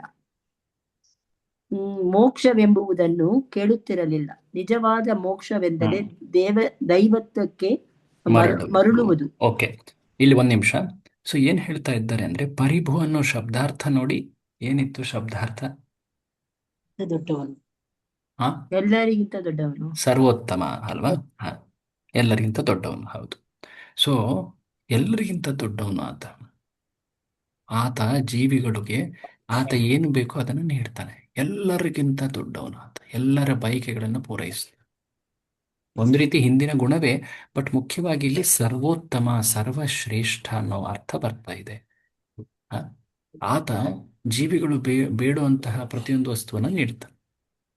ಆತ ಏನನ್ನಾದರೂ ನೀಡಬಹುದು, ಬಟ್ ಜೀವಿ ಆತನ ಸಮನಾಗ್ಲಿಕ್ಕೆ ಸಾಧ್ಯವೇ ಇಲ್ಲ.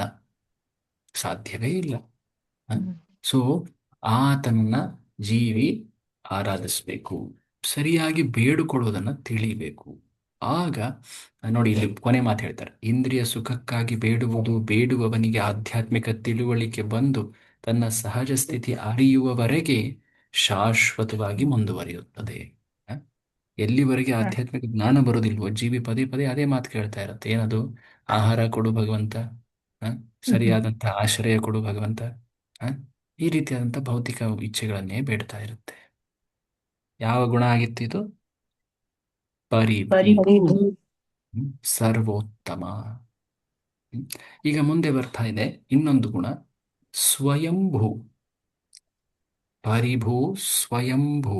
ಸ್ವಯಂಭೂ ಅಂದ್ರೆ ಅರ್ಥ ಏನಿತ್ತು ನೋಡಿ ಶಬ್ದಾರ್ಥದಲ್ಲಿ? ಏನಿತ್ತು ಶಬ್ದಾರ್ಥದಲ್ಲಿ? ಶ್ಲೋಕದ ಸ್ವಯಂ ಪರಿಪೂರ್ಣ ಅಲ್ವಾ? ಸೊ ಅದರ ವರ್ಣನೆಯನ್ನ ಪ್ರಭುಪಾದಗಳು ಮಾಡ್ತಾರೆ. ಸೊ ನೀವು ಯಾವಾಗಲೂ ಕೂಡ ಪುಸ್ತಕಗಳನ್ನು ಓದುವಾಗ ಇಲ್ಲಿ ಸೈಡಲ್ಲಿ ಆ ಅಂಶ ಬರ್ಕೊಂಡ್ರೆ ತುಂಬಾ ಹೆಲ್ಪ್ ಆಗುತ್ತೆ ನಿಮಗೆ. ಈ ಒಂದು ಪ್ಯಾರಾಗ್ರಾಫ್ ಯಾವ ಗುಣದ ಬಗ್ಗೆ?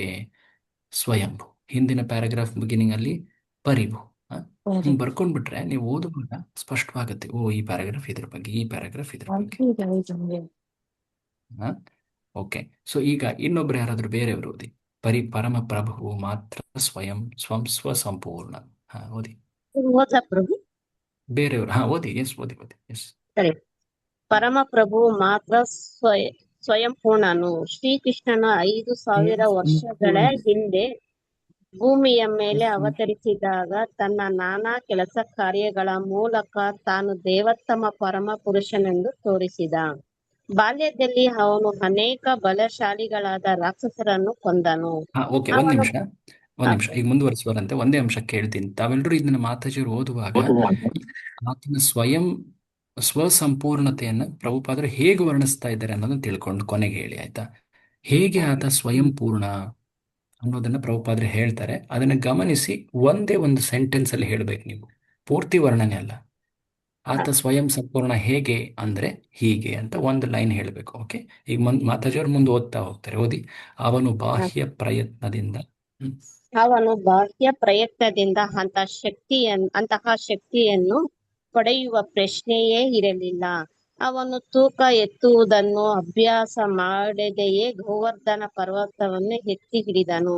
ಅವನು ಗೋಪಿಕಾ ಸ್ತ್ರೀಯರ ಇಲ್ಲೇ ನಿಲ್ಸಿ. ಆದ್ರೆ ಮುಂದೆ ಇನ್ನೊಂದು ಗುಣ ಬರ್ತಾ ಇದೆ ಆಕ್ಚುಲಿ ಇಲ್ಲಿ.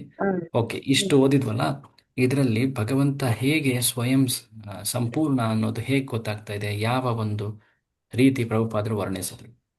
ಅವನು ರಾಕ್ಷಸನನ್ನು ಕೊಂದನು, ಬಲಶಾಲಿ ರಾಕ್ಷಸರನ್ನು ಕೊಂದನು. ಪರ್ವತವನ್ನೇ ಹರೇ ಕೃಷ್ಣ, ಒಂದ್ ನಿಮಿಷ. ಇಷ್ಟು ಜನ ಮಾತಾಡಿದ್ರೆ ನನಗೆ ತಿಳಿಯೋದಿಲ್ಲ. ಒಬ್ಬೊಬ್ಬರ ಹೇಳಿ, ಎಲ್ರಿಗೂ ಅವಕಾಶ ಕೊಡೋಣ. ಬಟ್ ನಾನು ಹೇಳಿದ ಹಾಗೆ ಒಂದೇ ಸಾಲ ಹೇಳಬೇಕು. ಓಕೆ, ಹೇಳಿ. ಪ್ರಭು ಹೇಳಿ. ಅವನು ಬಾಹ್ಯ ಪ್ರಯತ್ನದಿಂದ ಅಂಥ ಶಕ್ತಿಯನ್ನು ಪಡೆಯುವ ಪ್ರಶ್ನೆಯೇ ಇರಲಿಲ್ಲ. ಓಕೆ, ಅವನು 5,000 ವರ್ಷಗಳ ಹಿಂದೆ ಭೂಮಿ ಮೇಲೆ ಅವತರಿಸಿದಾಗಲೇ ಇದು ಗೊತ್ತಾಯ್ತು ಅವನು ಸ್ವಯಂ. ಅವನು ಅಭ್ಯಾಸ ಮಾಡದೆ ಗೋವರ್ಧನಗೆ ಪರ್ವತವನ್ನು ಎತ್ತಿಡಿದನು. ಓಕೆ, ಆವಾಗಲೇ ಗೊತ್ತಾಯ್ತು ಅವನು ಶಕ್ತಿಶಾಲಿ. Okay, very good. ಸೊ ತುಂಬ ಥ್ಯಾಂಕ್ಸ್. ಸೊ ನೋಡಿ, ಪ್ರಭುಪಾದರು ಹೇಗೆ ವರ್ಣಿಸ್ತಾ ಇದ್ದಾರೆ ಅಂದರೆ, ಆತ ಶಕ್ತಿ, ಆತ ಯಾವಾಗಲೂ ಶಕ್ತಿವಂತ. ಆತನಿಗೆ ತೂಕ ಎತ್ತಿ ಜಿಮ್ಮಿಗೆ ಹೋಗೋ ಅಗತ್ಯ ಇರಲಿಲ್ಲ. ಆತ ಅಸ್ತ್ರಶಸ್ತ್ರಗಳನ್ನು ಕಲಿಯೋ ಅಗತ್ಯ ಇರಲಿಲ್ಲ. ನೋಡಿ, ಇವ್ರು ಹೇಳ್ತಾ ಇದ್ದಾರಲ್ವಾ, ಬಾಲ್ಯದಲ್ಲಿಯೇ ಅನೇಕ ಬಲಶಾಲಿ ರಾಕ್ಷಸರನ್ನು ಕೊಂದುಬಿಟ್ಟ. ಆತ ಯಾವುದೇ ಕಸರತ್ತು ಮಾಡಿರಲಿಲ್ಲ, ಕುಸ್ತಿ ಕಲ್ತಿರಲಿಲ್ಲ, ಬಾಹ್ಯ ಪ್ರಯತ್ನ ಅಥವಾ ಶಕ್ತಿಯನ್ನು ಪಡೆಯೋ ಪ್ರಶ್ನೆನೇ ಇಲ್ಲ. ಆತ ಯಾವಾಗಲೂ ಕೂಡ ಈ ಶಕ್ತಿ ಐಶ್ವರ್ಯದಿಂದ ಆತ ಸಂಪನ್ನನಾಗಿದ್ದಾನೆ. ಸೊ ಹೀಗೆ ಆತ ಸ್ವಯಂ ಸಂಪೂರ್ಣ. ಪ್ರಭುಪಾದರು ಹೇಳ್ತಾರೆ ಇನ್ನು ಸರಳವಾಗಿ, ಆತ ತನ್ನ ತಾಯಿಯ ಏನು ಹೇಳ್ತಾರೆ, ಮಗಳಲ್ಲಿದ್ದಾಗಲೇ ಅಂತ ಕ್ರೂರ ರಾಕ್ಷಸಿಯನ್ನ ಕೊಂದ. ಆ ಸಮಯದಲ್ಲಿ ಏನಾದರೂ ಯೋಗಾಭ್ಯಾಸ ಮಾಡಿ, ಯೋಗ ಪರಿಪಾಲನೆ ಮಾಡಿ, ಈಗಿನ ಕಾಲದಲ್ಲಿ ಹೇಳ್ತಾರಲ್ಲ, ನೀವು ಯೋಗವನ್ನು ಪಾಲನೆ ಮಾಡಿ ಅತೀವವಾದ ಶಕ್ತಿಯನ್ನು ಪಡಿತೀರಾ, ಹಾಗೆ ಹೀಗೆ ನೀವು ಕೂಡ ದೇವರಾಗ್ಬೋದು ಅಂತ ಹೇಳ್ತಾರಲ್ಲ ಜನ. ಬಟ್ ಭಗವಂತ ತಾನು ಹುಟ್ಟಿದಾಗ ತನ್ನ ತಾಯಿ ಮಗಳಲ್ಲಿದ್ದಾಗಲೇ ಆ ರಾಕ್ಷಸಿಯನ್ನು ಕೊಂದ. ಯಾವುದೇ ಒಂದು ಶಕ್ತಿ ಸಂಪಾದನೆ ಮಾಡಬೇಕಂತ ಅಗತ್ಯ ಇರಲಿಲ್ಲ ಆತನಿಗೆ, ಅಲ್ವಾ? ಏನೋ ಹೇಳ್ತಾ ಇದ್ರಲ್ಲ, ಯಾರು ಹೇಳಿ? ಪೂತನಿ ರಾಕ್ಷಸಿ. ಎಸ್, ಆಕೆ ಬಗ್ಗೆನೇ ಹೇಳ್ತಾರೆ. ಸೊ ಹಾಗೆ ಆತ ಶಕ್ತಿ ಸಂಪಾದನೆ ಅಥವಾ ಈ ರೀತಿಯಾದಂತಹ ಕಸರತ್ತು ಶಕ್ತಿನ ಪಡೆಯೋ ಅಗತ್ಯ ಇಲ್ಲ. ಯಾವಾಗಲೂ ಆತ ಪರಿಪೂರ್ಣ. ಆ ಮಾತು ಹೇಳ್ತಾರೆ. ಈಗ ಮುಂದೆ ಇನ್ನೊಂದು ಗುಣ ಬರ್ತಾ ಇದೆ. ಇನ್ನೊಂದು ಗುಣ ಯಾವುದದು? ಅವ್ರಣಂ. ಅವ್ರಣ ಅಂದ್ರೆ ಶಬ್ದಾರ್ಥ ಏನಿತ್ತು ನೋಡಿ? ತೆಗಳಿಕೆಗೆ ಒಳಪಡದವನು. ತೆಗಳಿಕೆ ಅಂದ್ರೆ ಜನ ನಿಂದನೆ ಮಾಡ್ತಾರೆ. ಈತ ಈ ಕೆಟ್ಟ ಕೆಲಸ ಮಾಡ್ಬಿಟ್ಟ, ತಪ್ಪು ಕೆಲಸ ಮಾಡ್ದ, ಈತ ಮೂರ್ಖ, ಈತ ನೋಡು ಇಲ್ಲಿ ತಪ್ಪು ಮಾಡಿದಾನೆ ಅಂದ್ರೆ ತೆಗಳೋದು ಅಲ್ವಾ? ನಿಂದನೆ, ತೆಗಳೋದು, ದೋಷ. ಬೇಸಿಕಲಿ ದೋಷ ಇದೆ ಅಂತ ಅರ್ಥ. ಆದರೆ ಈತನಲ್ಲಿ ಯಾವುದೇ ದೋಷ ಇಲ್ಲ. ಹೊರರೂಪದಲ್ಲಿ ಆತನ ಕೆಲ ಕಾರ್ಯಗಳು ನಮಗೆ ತಪ್ಪಂತ ಕಂಡ್ರೂ ಕೂಡ ಅವು ನಮ್ಮ ತಪ್ಪು ಪರಿಕಲ್ಪನೆ. ಅದು ಯಾವಾಗಲೂ ಶುದ್ಧವೇ. ಆತ ನಿರ್ದೋಷಿ. ಆತನಲ್ಲಿ ಯಾವುದೇ ನಿಂದನೀಯ ಗುಣಗಳಿಲ್ವ. ಅನಿಂದನೀಯ, ನಿರ್ದೋಷ, ಅವ್ರಣಂ. ಸೊ ಭಗವಂತನ ಕೆಲ ಕಾರ್ಯಗಳು, ಬಹಳ ಪ್ರಸಿದ್ಧವಾದಂಥ ಕೆಲ ಕಾರ್ಯಗಳು, ಜನರು ಅದನ್ನು ತೆಗಳ್ತಾರೆ. ನಮ್ಮ ದೇಶದ ಬಹಳ ಪ್ರತಿಷ್ಠಿತ ವ್ಯಕ್ತಿ ಮಹಾತ್ಮ ಅಂತ ಕರೆಸ್ಕೊಳ್ಳೋರು ಭಗವಂತನ ಈ ಕಾರ್ಯ ಕೇಳಿದಾಗ, ಯಾವುದದು ರಾಸಲೀಲೆ, ಅದನ್ನು ಕೇಳಿದಾಗ, ಓ ಶ್ರೀಕೃಷ್ಣ ಅಷ್ಟೊಂದು ಸ್ತ್ರೀಯರ ಜೊತೆ ರಾತ್ರಿ ನೃತ್ಯ ಮಾಡ್ದ, ಇದು ಸತ್ಯವೇ ಆಗಿದ್ರೆ ನಾನು ಅಂಥ ಭಗವಂತನನ್ನು ಪೂಜಿಸೋದಿಲ್ಲ ಅಂತ ಹೇಳ್ಬಿಟ್ಟು ತಥಾಕಥಿತ್ ಮಹಾತ್ಮ. ಭಗವಂತನ ಜ್ಞಾನ ಇರಲಿಲ್ಲ ಅವರಿಗೆ. ಭಗವಂತ ಆ ರೀತಿ ರಾತ್ರೋರಾತ್ರಿ ಅನೇಕ ಸ್ತ್ರೀಯರ ಜೊತೆ ನೃತ್ಯ ಮಾಡ್ದ ಅನ್ನೋದು ಅದು ಸಾಮಾನ್ಯ ವ್ಯಕ್ತಿ ಅಂತೆಯಾ? ಆತನಲ್ಲಿ ಕಾಮವಿತ್ತ? ಯಾವುದಾದ್ರೂ ಭೌತಿಕ ಗುಣಗಳ ಪ್ರಭಾವ ಇತ್ತ? ರಜೋಗುಣದ ಪ್ರಭಾವ ಇತ್ತ? ಆತನ ಈ ಕಾರ್ಯಗಳನ್ನು ಅತ್ಯಂತ ವಿರಕ್ತರಾದಂತಹ ಮಹಾನ್ ಸನ್ಯಾಸಿಗಳು ಕೂಡ ನೆನೆಸ್ಕೊಳ್ತಾರೆ. ಹಾಗಿದ್ದಲ್ಲಿ ಆ ಕಾರ್ಯಗಳು ಕಾಮಪೂರಿತವಾಗಿದ್ವಾ ಹೇಳಿ? ಶುಕದೇವ ಗೋಸ್ವಾಮಿ ಹುಟ್ಟಿದಾಗಲೇ ಆತ ಮನೆ ತೊರೆದು ಹೋಗ್ಬಿಟ್ನಂತೆ, ನಿರ್ವಸ್ತ್ರನಾಗಿದ್ನಂತೆ. ಹೆಂಗಸರು ಕೂಡ ಆತನ ಕಣ್ಣುಗಳನ್ನು ನೋಡಿ ಈತ ಎಷ್ಟು ಶುದ್ಧ ಅಂತ ಅವರು ಕಂಡುಕೊಂಡಿದ್ರು. ಈತನಿಗೆ ಪುರುಷ ಸ್ತ್ರೀಯರ ಭೇದವೂ ಗೊತ್ತಿಲ್ಲ, ನಿರ್ವಿಕಲ್ಪ ಸಮಾಧಿಯಲ್ಲಿದ್ದಾನೆ. ಆತ ಶುಕಮುನಿ ಆ 7 ದಿನದ ಭಾಗವತವನ್ನು ಹೇಳುವಾಗ ಆ ರಾಸಲೀಲೆಯ ವರ್ಣನೆ ಬಂದಾಗ ಅತ್ಯಂತ ಭಾವಪರವಶನಾಗಿ ಮಗ್ನನಾಗಿ ವರ್ಣಿಸ್ತಾನೆ. ಎಷ್ಟು ವಿವರವಾಗಿ ಆ ರಾಸ ಪಂಚಾಧ್ಯಾಯಿಯಲ್ಲಿ ವರ್ಣಿಸ್ತಾನೆ. ಕೊನೆಯಲ್ಲಿ ಹೇಳ್ತಾನೆ, ವಿಕ್ರೀಡಿತಂ ವ್ರಜವಧೂರ್ ಗಿರಿಜಂ ಚ ವಿಷ್ಣೋರ್. ಈ ಭಗವಂತ ವಿಷ್ಣು, ಈತ ಸಾಮಾನ್ಯ ಬಾಲಕನಲ್ಲ, ಈತ ವಿಷ್ಣು ನಾರಾಯಣ ಶೇಷಶಾಯಿ. ಆತ ಈ ಮಾಡಿದಂತಹ ಈ ಕ್ರೀಡೆಗಳನ್ನು ಯಾರು ನೆನೆಸ್ಕೊಳ್ತಾರೋ, ಸರಿಯಾಗಿ ತಿಳ್ಕೊಳ್ತಾರೋ, ಶೃಣಿಯಾತ್ ಶ್ರದ್ಧೆಯಿಂದ ಕೇಳ್ತಾರೋ, ಅವರ ಮನಸ್ಸಿನಲ್ಲಿ ಎಲ್ಲ ರೀತಿಯ ಕಾಮ ವಿಕಾರಗಳು ನಾಶವಾಗುತ್ತವೆ. ಇದು ಭಾಗವತದಲ್ಲಿ ಒಂದು ಶ್ಲೋಕದಲ್ಲಿ ಹೇಳಿದ್ದಾರೆ. ಅಂದರೆ ಅರ್ಥ ಏನು? ಯಾರು ಇದನ್ನು ತತ್ವತಃ ತಿಳಿತಾರೋ ಅವರಿಗೆ ಗೊತ್ತು, ಭಗವಂತ ಈ ರೀತಿಯಾದ ಕಾರ್ಯವನ್ನು ಕಾಮಪೂರಿತನಾಗಿ ಮಾಡಲಿಲ್ಲ, ಅದು ಆತನ ದಯೆಯಾಗಿತ್ತು. ಅವರು ಭಗವಂತನಲ್ಲಿ ಸಮರ್ಪಿತರಾಗಿ ಬಂದಿದ್ದರು, ಆತನ ಸಂತುಷ್ಟಿಗೆಂದು ಬಂದಿದ್ದರು. ಆತ ಅವರೊಡನೆ ಆ ರೀತಿ ಸ್ಪಂದಿಸಿದ. ಅದು ಅತ್ಯುನ್ನತವಾದಂತಹ ಮಾಧುರ್ಯ ರಸ. ಸೊ ಪಾಯಿಂಟ್ ಏನಂದರೆ ಇಲ್ಲಿ ಆತನ ಕಾರ್ಯಗಳು ತೆಗಳಿಕೆಗೆ ಅರ್ಹವಲ್ಲ. ಬೆಣ್ಣೆ ಕದಿಯೋದಾಗಿರಬಹುದು, ಕೆಲವೊಮ್ಮೆ ಹೊರರೂಪದಲ್ಲಿ ಸುಳ್ಳು ಹೇಳೋದಾಗಿರಬಹುದು, ಅಥವಾ ಗೋಪಿಯರ ಜೊತೆ ನೃತ್ಯ ಮಾಡೋದಾಗಿರಬಹುದು. ಜನ ಕೆಲವೊಮ್ಮೆ ಕೃಷ್ಣ ನೋಡಿ ಇಷ್ಟು ರಾಜಕೀಯ ಮಾಡ್ದ, ಅದು ಮಾಡ್ದ, ಇದು ಮಾಡ್ದ ಅಂತ ತೆಗಳ್ತಾರಲ್ವ. ವಿಶೇಷವಾಗಿ ಶ್ರೀಕೃಷ್ಣನನ್ನು ಆ ರೀತಿ ಮಾತಾಡ್ದ ಕುರಿತಾಗಿ ಕೇಳಿದಿರಲ್ವಾ?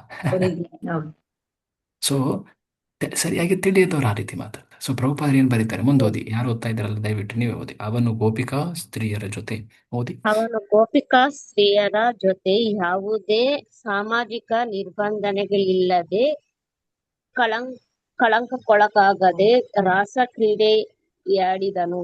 ಗೋಪಿಕಾ ಸ್ತ್ರೀಯರು ಅವನ ಬಳಿ ಕಾಮಕ ಭಾವನೆಯಿಂದ ಬಂದರು.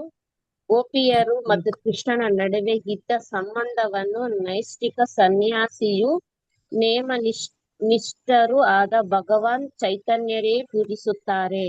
ಈಶೋಪನಿಷತ್ ನೋಡಿ, ಚೈತನ್ಯ ಮಹಾಪ್ರಭುಗಳ ವರ್ಣನೆಯನ್ನ ಉಲ್ಲೇಖ ಮಾಡ್ತಾ ಇದ್ದಾರೆ. ಚೈತನ್ಯ ಮಹಾಪ್ರಭು ಮಹಾನ್ ಸನ್ಯಾಸಿ, ನ್ಯಾಸಿ ಕುಲ ನಾಯಕ ಅಂತ ಹೇಳಿದ್ದಾರೆ ಚೈತನ್ಯ ಮಹಾಪ್ರಭುವಿನ ವರ್ಣನೆಯಲ್ಲಿ. ಸೊ ಅತ್ಯಂತ ವಿರಕ್ತರಾದವರು, ಅತ್ಯಂತ ನಿಯಮಗಳನ್ನು ಪಾಲಿಸುವುದರಲ್ಲಿ ನಿಷ್ಠರಿರುವವರು ಆದ ಚೈತನ್ಯ ಮಹಾಪ್ರಭುಗಳು. ಅಷ್ಟಿಲ್ಲದೆ ಅನೇಕರು, ಕೆಲವರು ಚೈತನ್ಯರನ್ನು ಸ್ವೀಕರಿಸೋದಿಲ್ಲ. ಹಾಗಾಗಿ ಮುಖ್ಯ ಶಂಕರಾಚಾರ್ಯರು, ಮಧ್ವಾಚಾರ್ಯರು, ರಾಮಾನುಜರು, ಹ ಶುಕ ಮುನಿಗಳು, ಹ ಸೊ ಸೂತ ಮುನಿಗಳು, ಇವರ ಚರಿತ್ರೆಯನ್ನು ನೋಡಿ, ನಿಷ್ಕಳಂಕರಾಗಿದ್ದರು. ಅವರು ಈ ಲೀಲೆಯನ್ನು ಕೊಂಡಾಡ್ತಾರೆ ಅಂದ್ರೆ ತಿಳ್ಕೊಳ್ಬೇಕು ನಾವು ಆ ಲೀಲೆಯ ಸ್ಥಾನ ಏನು ಅಂತ. ಹೌದಲ್ವಾ? ಸೊ ಈ ಮಾತನ್ನ ಇಲ್ಲಿ ಪ್ರಭುಪಾದರು ಈ ರೀತಿ ಹೇಳ್ತಾ ಇದ್ದಾರೆ. ಸೊ ಇದೆಲ್ಲ ಯಾವ ಗುಣದ ಕುರಿತಾಗಿತ್ತು? ಹರೇ ಕೃಷ್ಣ, ಯಾವ ಗುಣದ ಕುರಿತಾಗಿತ್ತು? ಅವ್ರಣ. ಆವರಣ. ಅವ್ರಣಂ. ಅವ್ರಣಂ. ಆವರಣ. ಓಕೆ, ನೆನಪು ಮಾಡ್ಕೊಳ್ಳಿ. ಇಲ್ಲಿವರೆಗೆ ನಾವು ಯಾವ್ಯಾವ ಗುಣ ನೋಡಿದ್ವಿ ಇನ್ನೊಂದ್ಸಲ ನೋಡ್ಕೊಂಡು ಬಿಡೋಣ. ಯಾಕಂದ್ರೆ ಅನೇಕ ಗುಣಗಳನ್ನು ನೋಡ್ತಾ ಮರೆತು ಬಿಡ್ಬೋದು ನಾವು. ಮೊದಲನೇದಾಗಿ ಅಕಾಯ, ಎರಡನೇದು ಯಾವ್ದು ಓದಿ? ಅಸ್ನಾವಿರ. ಅಸ್ನಾವಿರ. ಮುಂದಿಂದು ಶುಕ್ರ. ಶುಕ್ರ. ನಾಲ್ಕನೇದು ದೊಡ್ಡದು, ಯಾಥಾ ತಥ್ಯತಃ ಅರ್ಥಾನ್ ವ್ಯದಧಾತ್, ಸರಳವಾದ ಅರ್ಥ. ಐದನೇದು ಪರಿಭೂ, ಸರ್ವೋತ್ತಮ, ಎಲ್ಲರಿಗಿಂತ ದೊಡ್ಡವನು. ಆರನೇದು ಸ್ವಯಂಭೂ. ಸ್ವಯಂಭೂ, ಸ್ವಪೂರ್ಣನು, ಸ್ವಯಂ ಸಂಪೂರ್ಣನು, ಸ್ವಯಂ ಸಂಪೂರ್ಣನು. ಈಗ ಯಾವ್ದು ನೋಡಿದ್ವಿ ನಾವು? ಅವ್ರಣಂ. ಓಕೆ, ಅವ್ರಣಂ ಅದು ಕೆಳಗಿದೆ. ಓಕೆ, ಒಂಬತ್ತನೇದು ಅವ್ರಣ, ಕಳಂಕಕ್ಕೊಳಗಾಗದವನು, ನಿಷ್ಕಳಂಕ, ಹ? ಅಕಳಂಕ ಮಹಿಮಾ. ಅಕಳಂಕ ಚರಿತ ಮಕರ ಕುಂಡಲಂಧರ. ಹಾ, ಕರೆಕ್ಟ್ ಕರೆಕ್ಟ್. ಹರಿ ಕುಣಿದ, ನಮ್ಮ ಹರಿ ಕುಣಿದ, ದಾಸರ ಪದ ಇದು. ಅಕಳಂಕ ಮಹಿಮ ಮಕರ ಕುಂಡಲಧರ. ಸರಿಯಾಗಿ ನೆನಪಿಸಿದ್ರಿ, ಥ್ಯಾಂಕ್ ಯು. ಸೊ ಈ ರೀತಿ ಭಗವಂತನ ಗುಣಗಳನ್ನ ಇಲ್ಲಿ ಉಲ್ಲೇಖ ಮಾಡ್ತಾ ಇದ್ದಾರೆ. ಓಕೆ, ಈಗ ಬಹಳ ಮುಖ್ಯವಾದಂಥ ಎರಡು ಗುಣಗಳು ಬರ್ತವೆ ನೋಡಿ. ಎಲ್ಲ ಗುಣಗಳನ್ನ ನಾವು ಪೂರ್ತಿಯಾಗಿ ನೆನಪಿಡ್ಲಿಕ್ಕೆ ಆಗ್ಲಿದ್ರೆ ಅರ್ಥ ಮಾಡ್ಕೊಳ್ಳೋಣ. ಓಕೆ, ಬಟ್ ಎರಡು ಗುಣಗಳು ಬಹಳ ಮುಖ್ಯವಾದವು. ಅವುಗಳನ್ನು ನಿಮಗೆ ಪ್ರಶ್ನೆಯಲ್ಲೂ ಕೇಳುವಂಥದ್ದು. ಆ ಗುಣಗಳು ಯಾವುದು? ಶುದ್ಧಂ, ಅಪಾಪವಿದ್ಧಂ. ಮುಂದೆ ಬರುವಂತಹ ಎರಡು ಗುಣಗಳು, ಇವುಗಳನ್ನ ಓದ್ತಾ ಹೋಗಿ. ಹರೇ ಕೃಷ್ಣ. ಈಶೋಪದೇಶತ್ ಭಗವಂತನನ್ನು ಶುದ್ಧ, ಪರಿಶುದ್ಧ ಮತ್ತು ಅಪಾಪವಿಧಂ, ಪಾಪದ ಒಡೆತನವಿಲ್ಲದವನು, ಅಂದರೆ ಶುದ್ಧನು ಮತ್ತು ಪ್ರದೋಷಣರಹಿತನು ಎಂದು ವಿವರಿಸುತ್ತದೆ. ಅವನು ರೋಗಾಣುರೋಧಕ, ಎಂದರೆ ಅಶುದ್ಧ ವಸ್ತುವು ಕೂಡ ಅವನನ್ನು ಮುಟ್ಟುವುದರಿಂದ ಶುದ್ಧವಾಗುತ್ತದೆ ಎಂದರ್ಥ. ಅಪಾಪವಿದ್ದ ಎಂಬುದು ಅವನ ಸಾನ್ನಿಧ್ಯದ ಶಕ್ತಿಯನ್ನು ಸೂಚಿಸುತ್ತದೆ.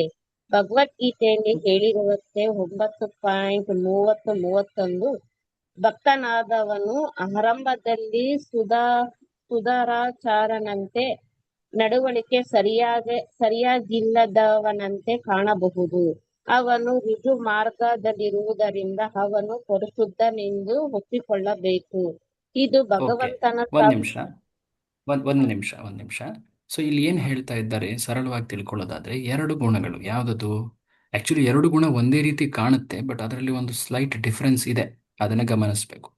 ಶುದ್ಧಂ, ಆತ ಪರಿಶುದ್ಧ. ಇನ್ನೊಂದು ಅಪಾಪವಿದ್ಧಂ, ಅಂದ್ರೆ ಪಾಪ ಆತನನ್ನ ಸ್ಪರ್ಶಿಸೋದಿಲ್ಲ. ಹೊಡೆತ ಅಂತ ಹೇಳಿದರೆ ಅದು ಸ್ಪರ್ಶಿಸೋದಿಲ್ಲ. ಸೊ ಏನಿದು ಶುದ್ಧಂ ಅಂದ್ರೆ, ಆತ ಎಷ್ಟು ಶುದ್ಧ ಅಂದ್ರೆ ಯಾವುದೇ ಕಲುಷಿತ ವಸ್ತು ಆತನ ಸಂಪರ್ಕಕ್ಕೆ ಬಂದರೆ ಶುದ್ಧವಾಗಿಬಿಡುತ್ತೆ. ಇದೆಲ್ಲ ಶುದ್ಧಂ ಅನ್ನೋ ಗುಣದ ಅರ್ಥ. ಉದಾಹರಣೆ, ಸೂರ್ಯ. ಪ್ರಭುಪಾದರ ಮುಂದೆ ಹೇಳ್ತಾರೆ, ಸೂರ್ಯ ಎಲ್ಲವನ್ನು ಶುದ್ಧ ಮಾಡ್ತಾನೆ. ಎಲ್ಲಿ ಕೊಳಕಿದೆಯೋ ಅಲ್ಲಿ ಸೂರ್ಯನ ಬೆಳಕು ಬಿದ್ದಾಗ ಆ ಜಾಗ ಶುದ್ಧವಾಗತ್ತೆ ಅಲ್ವಾ? ಈಗ ನೋಡಿ, ಕೊಳತಿರುವಂತಹ ಯಾವುದೇ ಒಂದು ವಸ್ತು ಆಗಿರಬಹುದು, ಅದು ಸೂರ್ಯನ ಬೆಳಕಲ್ಲಿದ್ದಾಗ ಅದು ಒಂದು ರೀತಿ ಡಿಕಂಪೋಸ್ ಆಗಿ ಅಲ್ಲಿ ಶುದ್ಧವಾಗಿಬಿಡುತ್ತೆ. ಸೂರ್ಯನ ಬೆಳಕು ಎಲ್ಲವನ್ನು ಶುದ್ಧ ಮಾಡುತ್ತೆ. ಜಲವಾಗಿರಬಹುದು, ವಸ್ತುಗಳಾಗಿರಬಹುದು, ಎಷ್ಟೇ ಕೊಳಕಾಗಿರೋ ಜಾಗವೇ ಆಗಿರಬಹುದು, ಅದೆಲ್ಲವನ್ನ ಕೂಡ ಸೂರ್ಯನ ಬೆಳಕು ಶುದ್ಧ ಮಾಡುತ್ತೆ. ಸೂರ್ಯ ಪರಿಶುದ್ಧ, ಸೂರ್ಯನಂತೆ ಭಗವಂತ ಶುದ್ಧ. ಯಾಕಂದ್ರೆ ನಮ್ಮ ಅನುಭವದಲ್ಲಿ ಅದನ್ನ ಕಂಪೇರ್ ಮಾಡಿ ಹೇಳಲಾಗತ್ತೆ. ಭಗವಂತ ಎಷ್ಟು ಶುದ್ಧ ಅಂದ್ರೆ ಸೂರ್ಯನಿಗಿಂತ ಮಿಗಿಲಾಗಿ, ಬಟ್ ಸೂರ್ಯನಂತೆ. ಸೊ ಅದು ಶುದ್ಧಂ ಗುಣ. ಅಭಾವವಿದ್ಧ ಅಂದ್ರೆ ಇದು ಕೂಡ ಶುದ್ಧತೆಯನ್ನೇ ಹೇಳುತ್ತೆ, ಬಟ್ ಇಲ್ಲಿ ಅರ್ಥ ಏನು ಅಂದ್ರೆ, ಒಮ್ಮೆ ಶುದ್ಧನಾದಂತಹ ವ್ಯಕ್ತಿ ಭಗವಂತನ ಸಂಪರ್ಕಕ್ಕೆ ಬಂದು ಒಮ್ಮೆ ಶುದ್ಧನಾದವನು ಮತ್ತೆ ಆತನಲ್ಲಿ ಕೊಳಕು ಉಂಟಾಗೋದಿಲ್ಲ. ಆ? ಮತ್ತೆ ಆತನಲ್ಲಿ ಕೊಳಕು ಮಾಲಿನ್ಯ ಉಂಟಾಗೋದಿಲ್ಲ. ಇದನ್ನು ಇನ್ನೂ ಸರಳವಾಗಿ ಪ್ರಭುಪಾದರು ಇಂಗ್ಲೀಷಲ್ಲಿ ಹೆಚ್ಚು ಚೆನ್ನಾಗಿ ವರ್ಣನೆ ಮಾಡಿದ್ದಾರೆ, ಶಬ್ದಗಳಲ್ಲಿ ತಿಳಿಯೋದಿಲ್ಲ. ಆ? ಶುದ್ಧಂ ಅಂದರೆ ಆಂಟಿಸೆಪ್ಟಿಕ್, ಕೇಳಿದ್ದೀರಾ? ಆ, ಕೆಲವೊಮ್ಮೆ ಮೆಡಿಸಿನ್ಸ್ ಯೂಸ್ ಮಾಡಿ. ಆಂಟಿಸೆಪ್ಟಿಕ್ ಅಂದ್ರೆ ಏನು? ಇನ್ಫೆಕ್ಷನ್ ಆಗಿಬಿಟ್ಟಿರುತ್ತೆ, ರೋಗ ಬಂದುಬಿಟ್ಟಿರುತ್ತೆ, ಆಗ ಆಂಟಿಸೆಪ್ಟಿಕ್ ಅಥವಾ ಆಂಟಿಬಯೋಟಿಕ್ ಕೊಡ್ತಾರಲ್ವಾ. ಹ್ಮ್. ಹೌದು. ಎರಡನೆಯ ರೀತಿಯ ಔಷಧಿ ಅಂದರೆ ಈ ಕೋವಿಡ್ ಟೈಮಲ್ಲೆಲ್ಲ ಕೊಡ್ತಾ ಇದ್ರಲ್ಲ, ಯಾವುದದು? ವ್ಯಾಕ್ಸಿನ್. ಅಲ್ಲ, ವ್ಯಾಕ್ಸಿನ್ನೇ. ಅಫ್ಕೋರ್ಸ್ ಪ್ರೊಫಿಲ್ಯಾಕ್ಟಿಕ್ ಅಂತ ಇಂಗ್ಲೀಷಲ್ಲಿ ಹೇಳ್ತಾರೆ. ಅದು ಆ, ಮುಂದೆ ರೋಗ ಬರಬಾರದು ಅಂತ ಕೊಡ್ತಾರೆ. ಅದೇ ವ್ಯಾಕ್ಸಿನೇಷನ್. ವ್ಯಾಕ್ಸಿನೇಷನ್ನು ಅದಕ್ಕೊಂದು ಶಬ್ದ ಇದೆ. ಆ, ರೋಗಾಣುರೋಧಕ ಹಾ, ಕನ್ನಡ. ರೋಗಾಣು ನಿರೋಧಕ. ರೋಗಾಣು ನಿರೋಧಕ. ನಿರೋಧಕ, ಪೂತಿ ನಿರೋಧಕ ಅಂತ ಹೇಳ್ತಾರೆ ಕನ್ನಡದಲ್ಲಿ ಆಕ್ಚುಲಿ, ಅಥವಾ ಸಂಸ್ಕೃತದಲ್ಲಿ ಪೂತಿ ನಿರೋಧಕ ಅಂದ್ರೆ ಏನು? ಮುಂದೆ ಮತ್ತೆ ಈಗ ನೋಡಿ, ಪೋಲಿಯೋ ವ್ಯಾಕ್ಸಿನ್ ನಮ್ಮ ಸಣ್ಣ ಮಕ್ಳಿಗೆ ಕೊಡ್ತಾರಲ್ವಾ, ಅಥವಾ ದಡಾರ, ಅಥವಾ ಈ ಏನೋ ಕಾಲೆರಾ, ಈ ರೀತಿಯಾದ ವ್ಯಾಕ್ಸಿನೇಷನ್ ಮಾಡಿಸ್ತಾರಲ್ವಾ. ಸೊ ಕರೋನಾಕ್ಕೂ ಭವಿಷ್ಯ ಹಾಕಿದ್ರಲ್ಲ, ಏನಂತಾರೆ? ಕರೋನಾಗೂ ಹಾಕಿದ್ರಲ್ಲ ಇದು ವ್ಯಾಕ್ಸಿನೇಷನ್. ಹೌದು ಹೌದು ಹೌದು ಹೌದು. ಸೊ ಕೋವಿಡ್ ಆಗಬಾರ್ದು ಅಂತ ಎರಡು ಬಾರಿ ವ್ಯಾಕ್ಸಿನ್ ಮಾಡಿಸಿದ್ರಲ್ವಾ. ಸೊ ಏನದು? ಮುಂದೆ ಮತ್ತೆ ಆ ರೀತಿಯಾದಂತಹ ರೋಗ ಉಂಟಾಗಬಾರ್ದು ಅಂತ. ಮೊದಲನೇದೇನು? ರೋಗ ಬಂದಾಗ ತಗೊಳ್ಳುವಂಥ ಔಷಧಿ. ಎರಡನೇದೇನು? ಮುಂದೆ ರೋಗ ಮತ್ತೆ ಬರಬಾರದು ಅಂತ ತಗೊಳ್ಳೋ ಔಷಧಿ. ಎರಡೂ ನಮ್ಮನ್ನು ಗುಣ ಮಾಡ್ತಾ ಇವೆ ಅಲ್ವಾ. ಸೊ ಪ್ರಭುಪಾದರು ಶುದ್ಧಂ ಅನ್ನೋದನ್ನ, ರೋಗ ಬಂದಾಗ ವ್ಯಕ್ತಿ ಭಗವಂತನ ಸಂಪರ್ಕಕ್ಕೆ ಬಂದರೆ ಆತ ಶುದ್ಧನಾಗ್ತಾನೆ. ರೋಗ ಅಂದ್ರೆ ಇಲ್ಲಿ ಭೌತಿಕ ರೋಗ, ಸಂಸಾರ ಮಾಲಿನ್ಯ. ಆ ಪಾಪವಿದ್ಧ ಅಂದ್ರೆ ಯಾವೊಬ್ಬ ವ್ಯಕ್ತಿ ಒಮ್ಮೆ ಭಗವಂತನ ಸಂಪರ್ಕಕ್ಕೆ ಬಂದು ಶುದ್ಧನಾದನೋ ಆತ ಮತ್ತೆ ಮಾಲಿನ್ಯಕ್ಕೆ ಒಳಗಾಗೋದಿಲ್ಲ. ನೋಡಿ, ಇದು ಬಹಳ ಮುಖ್ಯ. ಕೆಲವೊಬ್ಬರು ಜ್ಞಾನ ಮಾರ್ಗ, ವೈರಾಗ್ಯ ಮಾರ್ಗ, ಯೋಗ ಮಾರ್ಗ ಪಾಲಿಸ್ತಾರೆ, ಶುದ್ಧರಾಗ್ತಾರೆ. ಬಟ್ ಮತ್ತೆ ಅವರು ಆಗ್ಬೋದಾ? ಉದಾಹರಣೆ ಇದೆಯಾ? ಅಜಾಮೇಳ, ಕರೆಕ್ಟ್. ಅಜಾಮೇಳ ಭಕ್ತನಾಗಿರ್ಲಿಲ್ಲ, ಆತ ಪತನವಾದಾಗ ಆ ಕಾರಣದಿಂದನೇ ಆತ ಪತನ ಆಗ್ತಾನೆ. ಅಥವಾ ವಿಶ್ವಾಮಿತ್ರ ಋಷಿ ತಪಸ್ಸುಗಳನ್ನ ಮಾಡ್ತಾ ಇದ್ದ, ಎಷ್ಟು ತಪಸ್ಸು ಮಾಡ್ದ, ಅನೇಕ ಕಾರಣಗಳಿಂದ ಆತ ಪತನವಾದ. ಒಮ್ಮೆ ಕಾಮದಿಂದ, ಒಮ್ಮೆ ಕ್ರೋಧದಿಂದ, ಒಮ್ಮೆ ಪ್ರತಿಷ್ಠೆಯ ಪೈಪೋಟಿಯಿಂದ, ಅನೇಕ ಕಾರಣಗಳಿಂದ ಆತ ತನ್ನ ತಪಶಕ್ತಿಯನ್ನು ಕಳ್ಕೊಳ್ತಾ ಇದ್ದ. ಯಾಕಂದ್ರೆ ಭಕ್ತನಾಗಿರ್ಲಿಲ್ಲ ಆತ ಅಲ್ವಾ, ವಿಶ್ವಾಮಿತ್ರ ಆ ಸಮಯದಲ್ಲಿ. ಸೊ ಹೀಗೆ ಬೇರೆ ಮಾರ್ಗಗಳಲ್ಲಿ ಒಮ್ಮೆ ಶುದ್ಧನಾದ ಮೇಲೂ ಕೂಡ ಮತ್ತೆ ಆ ದೂಷಣ ಅಥವಾ ಮಾಲಿನ್ಯ ಉಂಟಾಗಬಹುದು. ಬಟ್ ಭಕ್ತಿಯಲ್ಲಿ ಅದು ಸಾಧ್ಯವಿಲ್ಲ. ಒಮ್ಮೆ ಶುದ್ಧನಾದ, ಭಕ್ತಿಯಲ್ಲಿ ನಾವು ಆ 9 ಸ್ತರಗಳನ್ನು ಕೇಳ್ತೀವಿ, ಶ್ರದ್ಧಾ, ಸಾಧುಸಂಗ, ಭಜನಕ್ರಿಯ ಅಂತ. ಒಮ್ಮೆ ವ್ಯಕ್ತಿ ನಿಷ್ಠಾ ಸ್ಥಿತಿಯನ್ನು ತಲುಪಿದ, ಅಂದರೆ ಅನರ್ಥ ನಿವೃತ್ತಿಯನ್ನು ದಾಟಿ ನಿಷ್ಠಾ ಸ್ಥಿತಿಯನ್ನು ತಲುಪಿದ ಮೇಲೆ ಆತ ಸಾಮಾನ್ಯವಾಗಿ ಆ ಪತನ ಆಗುವುದಿಲ್ಲ, ಆತನಲ್ಲಿ ದೂಷಣ ಬರುವುದಿಲ್ಲ.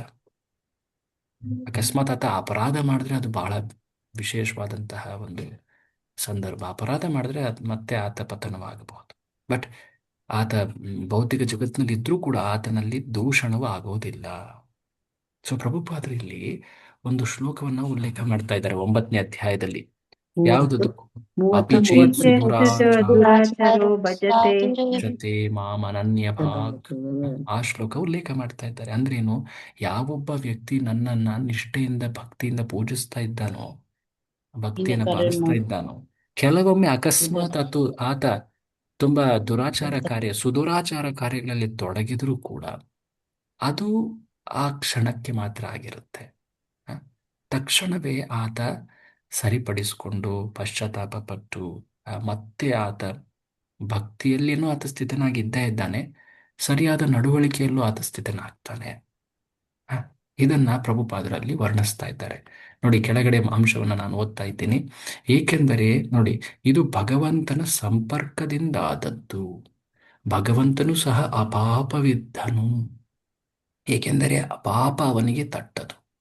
ಅವನು ಪಾಪದಂತೆ ಕಾಣುವ ರೀತಿಯಲ್ಲಿ ವರ್ತಿಸಿದರೂ ಅವನ ಕೆಲಸಗಳೆಲ್ಲ ಸತ್ಕಾರ್ಯಗಳು. ಅವನಿಗೆ ಪಾಪ ತಟ್ಟುವ ಪ್ರಶ್ನೆಯೇ ಇಲ್ಲ, ಏಕೆಂದರೆ ಎಲ್ಲ ಸಂದರ್ಭಗಳಲ್ಲೂ ಅವನು ಪರಿಶುದ್ಧನು. ಉದಾಹರಣೆಗೆ ಪ್ರಭುಪಾದರು ಹೇಳ್ತಾರೆ, ಆತನನ್ನು ಸೂರ್ಯನಿಗೆ ಹೋಲಿಸಲಾಗಿದೆ. ಸೂರ್ಯನು ಭೂಮಿಯ ಮೇಲೆ ಹೊಲಸಾದ ಸ್ಥಳಗಳಿಂದ ನೀರಿನಂಶವನ್ನು ಎಳೆದುಕೊಳ್ಳುತ್ತಾನೆ, ಆದರೂ ಅವನು ಶುದ್ಧನಾಗಿರುತ್ತಾನೆ. ವಾಸ್ತವವಾಗಿ ಅವನು ಹೊಲಸಾದ ವಸ್ತುಗಳನ್ನು ತನ್ನ ಶುದ್ಧೀಕರಣ ಶಕ್ತಿಯಿಂದ ಶುದ್ಧ ಮಾಡ. ಭೌತ ವಸ್ತುವಾದ ಸೂರ್ಯನೇ ಅಷ್ಟು ಪ್ರಬಲನಾದರೆ ಸರ್ವಶಕ್ತನಾದ ಭಗವಂತನ ಪರಿಶುದ್ಧತೆ ಮತ್ತು ಬಲಗಳನ್ನು ಊಹಿಸಿಕೊಳ್ಳಲು ಸಾಧ್ಯವಿಲ್ಲ. ಈ ಗುಣ ಬಹಳ ಮುಖ್ಯ ನಮ್ಮ ಭಕ್ತಿಯಲ್ಲಿ. ಇದನ್ನು ನಾವು ಹೆಚ್ಚು ತಿಳ್ಕೊಳ್ಬೇಕು. ಏನದು? ಭಗವಂತ ಎಷ್ಟು ಪರಿಶುದ್ಧ. ಅದರ ಅರ್ಥ ಏನು? ನಾವು ಆತನ ಸಂಪರ್ಕಕ್ಕೆ ಬಂದರೆ ನಾವು ಶುದ್ಧರಾಗ್ತೀವಿ. ನಾವು ಈ ಜಗತ್ತಿನಲ್ಲಿ ಅನೇಕ ಜನ್ಮಾಂತರಗಳಿಂದ ಅವಿದ್ಯೆ ಜ್ಞಾನದ ಪ್ರಭಾವದಿಂದಾಗಿ ಅನೇಕ ರೀತಿಯ ದೂಷಣಗಳಿಗೆ ಒಳಗಾಗಿದ್ದೀವಿ. ಬಟ್ ಯಾವಾಗ ನಾವು ಭಗವಂತನ ಸಂಪರ್ಕ, ಭಕ್ತಿಯ ಕಾರ್ಯಗಳನ್ನು ಪಾಲಿಸ್ತೀವೋ ಆಗ ನಾವು ಶುದ್ಧರಾಗ್ತೀವಿ. ಅದು ಶುದ್ಧ. ಒಮ್ಮೆ ನಾವು ಭಕ್ತಿಯಲ್ಲಿ ನಿಷ್ಠೆಯಿಂದ ನಡೀತಾ ಇದ್ದೀವಿ ಅಂದರೆ ನಿಷ್ಠಾಸ್ಥಿತಿಯನ್ನು ತಲುಪಿದ್ದೀವಿ ಅಂದರೆ, ಅದಾದ ಮೇಲೆ ಮತ್ತೆ ಭೌತಿಕ ಮಾಲಿನ್ಯ, ಈ ಅನರ್ಥಗಳ ಪ್ರಭಾವ ಆ ವ್ಯಕ್ತಿಯ ಮೇಲೆ ಆಗೋದಿಲ್ಲ. ಅದು ಅಪಾಪವಿದ್ದಂ. ಶುದ್ಧಂ ಅಂದರೆ ಪರಿಶುದ್ಧ, ಅಪಾಪವಿದ್ದ ಅಂದರೆ ಆತನನ್ನ ಯಾವುದೇ ಪಾಪ ತಟ್ಟೋದಿಲ್ಲ.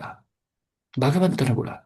ಭಗವಂತನ ಸಂಪರ್ಕದಲ್ಲಿ ಬರುವಂತಹ ವ್ಯಕ್ತಿಗೂ ಕೂಡ ಈ ಗುಣಗಳು ಲಾಭ ಸಿಗುತ್ತೆ. ಭಗವಂತನ ಸಂಪರ್ಕದಲ್ಲಿ ಯಾವುದೇ ಒಂದು ಮಲಿನವಾದ ವಸ್ತು ಅಥವಾ ವ್ಯಕ್ತಿ ಬಂದರೂ ಕೂಡ ಶುದ್ಧನಾದ. ಒಮ್ಮೆ ಶುದ್ಧನಾದ ಮೇಲೆ ಆತನನ್ನ ಯಾವುದೇ ಪಾಪ ತಟ್ಟೋದಿಲ್ಲ. ಅದು ಅಪಾಪವಿದ್ದ. ಸ್ಪಷ್ಟ ಅಲ್ವಾ ಇದು? ಹರೇ ಕೃಷ್ಣ. ಸೊ ಹೀಗೆ ಒಟ್ಟಾರೆ ಎಷ್ಟು ಗುಣಗಳನ್ನು ನಾವು ನೋಡಿದ್ವಿ, ನೆನಪು ಮಾಡ್ಕೊಳ್ಳಿ. ಶುದ್ಧಂ, ಇಲ್ಲಿ ನೋಡಿ ಬರ್ದಿದ್ದಾರೆ, ರೋಗಾಣು ರೋಧಕ, ಆಂಟಿಸೆಪ್ಟಿಕ್. ಅಪಾಪವಿದ್ದಂ ಅಂದ್ರೆ ರೋಗ ನಿರೋಧಕ, ಪ್ರೊಫಿಲ್ಯಾಕ್ಟಿಕ್. ಮುಂದೆ ರೋಗ ಬರಬಾರದು ಅಂತ ತಗೊಳ್ಳುವಂತಹ ಔಷಧಿ, ರೋಗ ನಿರೋಧಕ. ಸೊ ಆವ್ರಣವನ್ನು ನಾವು ಆಗ್ಲೇ ಮುಂಚೆ ನೋಡಿದ್ವಿ, ಕಳಂಕಕ್ಕೊಳಗಾಗತ. ಕವಿ ಮತ್ತೆ ಮನೀಷಿ ಇದನ್ನ ಪ್ರಭುಪಾದರು ಎಕ್ಸ್ಪ್ಲಿಸಿಟ್ಲಿ ಅದನ್ನ ಎಕ್ಸ್ಪ್ಲೇನ್ ಮಾಡಿಲ್ಲ, ಬಟ್ ಅದು ಹಿಂದಿನ ತಾತ್ಪರ್ಯಗಳಲ್ಲಿ ಬಂದಿದೆ. ಏನದು? ಆತ ಸರ್ವಜ್ಞ, ಆತ ಎಲ್ಲ ತತ್ವಗಳ ಮೂಲ ಆತ ಅನ್ನೋದು. ಅವುಗಳನ್ನ ಶಬ್ದಾರ್ಥದಲ್ಲಿ ಪ್ರಭುಪಾದರು ಹೇಳಿದ್ದಾರೆ. ಸೊ ಮುಖ್ಯವಾಗಿ 9 ಗುಣಗಳು. ಈ ಗುಣಗಳಲ್ಲಿ ಮುಖ್ಯವಾಗಿ ನೀವು ನೋಡ್ಬೇಕಾಗಿರೋದು ಯಾವುದು? ಅಕಾಯ. ಅದನ್ನ ನೆನ್ಪಿಟ್ಕೊಳ್ಳಿ, ಬಹಳ ಮುಖ್ಯವಾಗಿ ನಿಮ್ಮ ಪರೀಕ್ಷೆಗೆ ಅದನ್ನ ಕೇಳ್ತಾರೆ. ಆನಂತರ ಶುದ್ಧಂ, ಅಪಾಪವಿದ್ದಂ. ಓಕೆ, ಈ 2 ಗುಣಗಳು ನಿಮ್ಮ ಪರೀಕ್ಷೆ ದೃಷ್ಟಿಯಿಂದ ಮುಖ್ಯ. ಬೇರೆ ಎಲ್ಲ ಗುಣಗಳು ಮುಖ್ಯ, ಬಟ್ ನಿಮಗೆ ನೆನಪಿಡಲೇಬೇಕಾದಂಥದ್ದು ಅಂದರೆ ಆ ಕೆಲ ಗುಣಗಳು. ಓಕೆ, ತಮ್ಮೆಲ್ರಿಗೂ ಧನ್ಯವಾದ. ಸಾರಿ, ಇವತ್ತು ಸ್ವಲ್ಪ ನೆಟ್ವರ್ಕ್ ಡಿಸ್ರಪ್ಷನ್ ಆಗಿದ್ರಿಂದ ಸಾಕಷ್ಟು ಬಾರಿ ಡಿಸ್ಟರ್ಬೆನ್ಸ್ ಆಯಿತು. ಎನಿವೆ, ನಾವೆಲ್ಲ ತಯಾರು ಮಾಡಿ ಸಿದ್ಧ ಮಾಡಿ ಪ್ರಯತ್ನ ಮಾಡಿದ್ಮೇಲೆ ಕೂಡ ಭಗವಂತನ ಕೃಪೆ ಇಲ್ಲದೆ ಏನೂ ಆಗೋದಿಲ್ಲ. ಹರೇ ಕೃಷ್ಣ. 8ನೇ ಮಂತ್ರವನ್ನು ಇವತ್ತು ನಾವು ಚರ್ಚಿಸಿದ್ದೀವಿ. 9ನೇ ಮಂತ್ರದಿಂದ ಈಶೋಪನಿಷತ್ತಿನ ವೈಶಿಷ್ಟ್ಯತೆ ನಮಗೆ ತಿಳಿಯುತ್ತೆ. ಬಹಳ ಒಂದು ರೀತಿ ಒಗಟಿನಂತೆ ಕಾಣುವ ಶ್ಲೋಕಗಳು ಬರ್ತವೆ, ಇಂಟ್ರೆಸ್ಟಿಂಗ್ ಶ್ಲೋಕಗಳು, ಬಟ್ ಭಾಳ ಚೆನ್ನಾಗಿದ್ರೆ ಅದರ ಅರ್ಥ.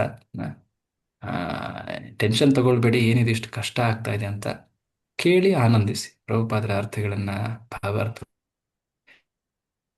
ತಿಳ್ಕೊಳ್ತಾ ಭಕ್ತಿಯಲ್ಲಿ ಹೆಚ್ಚು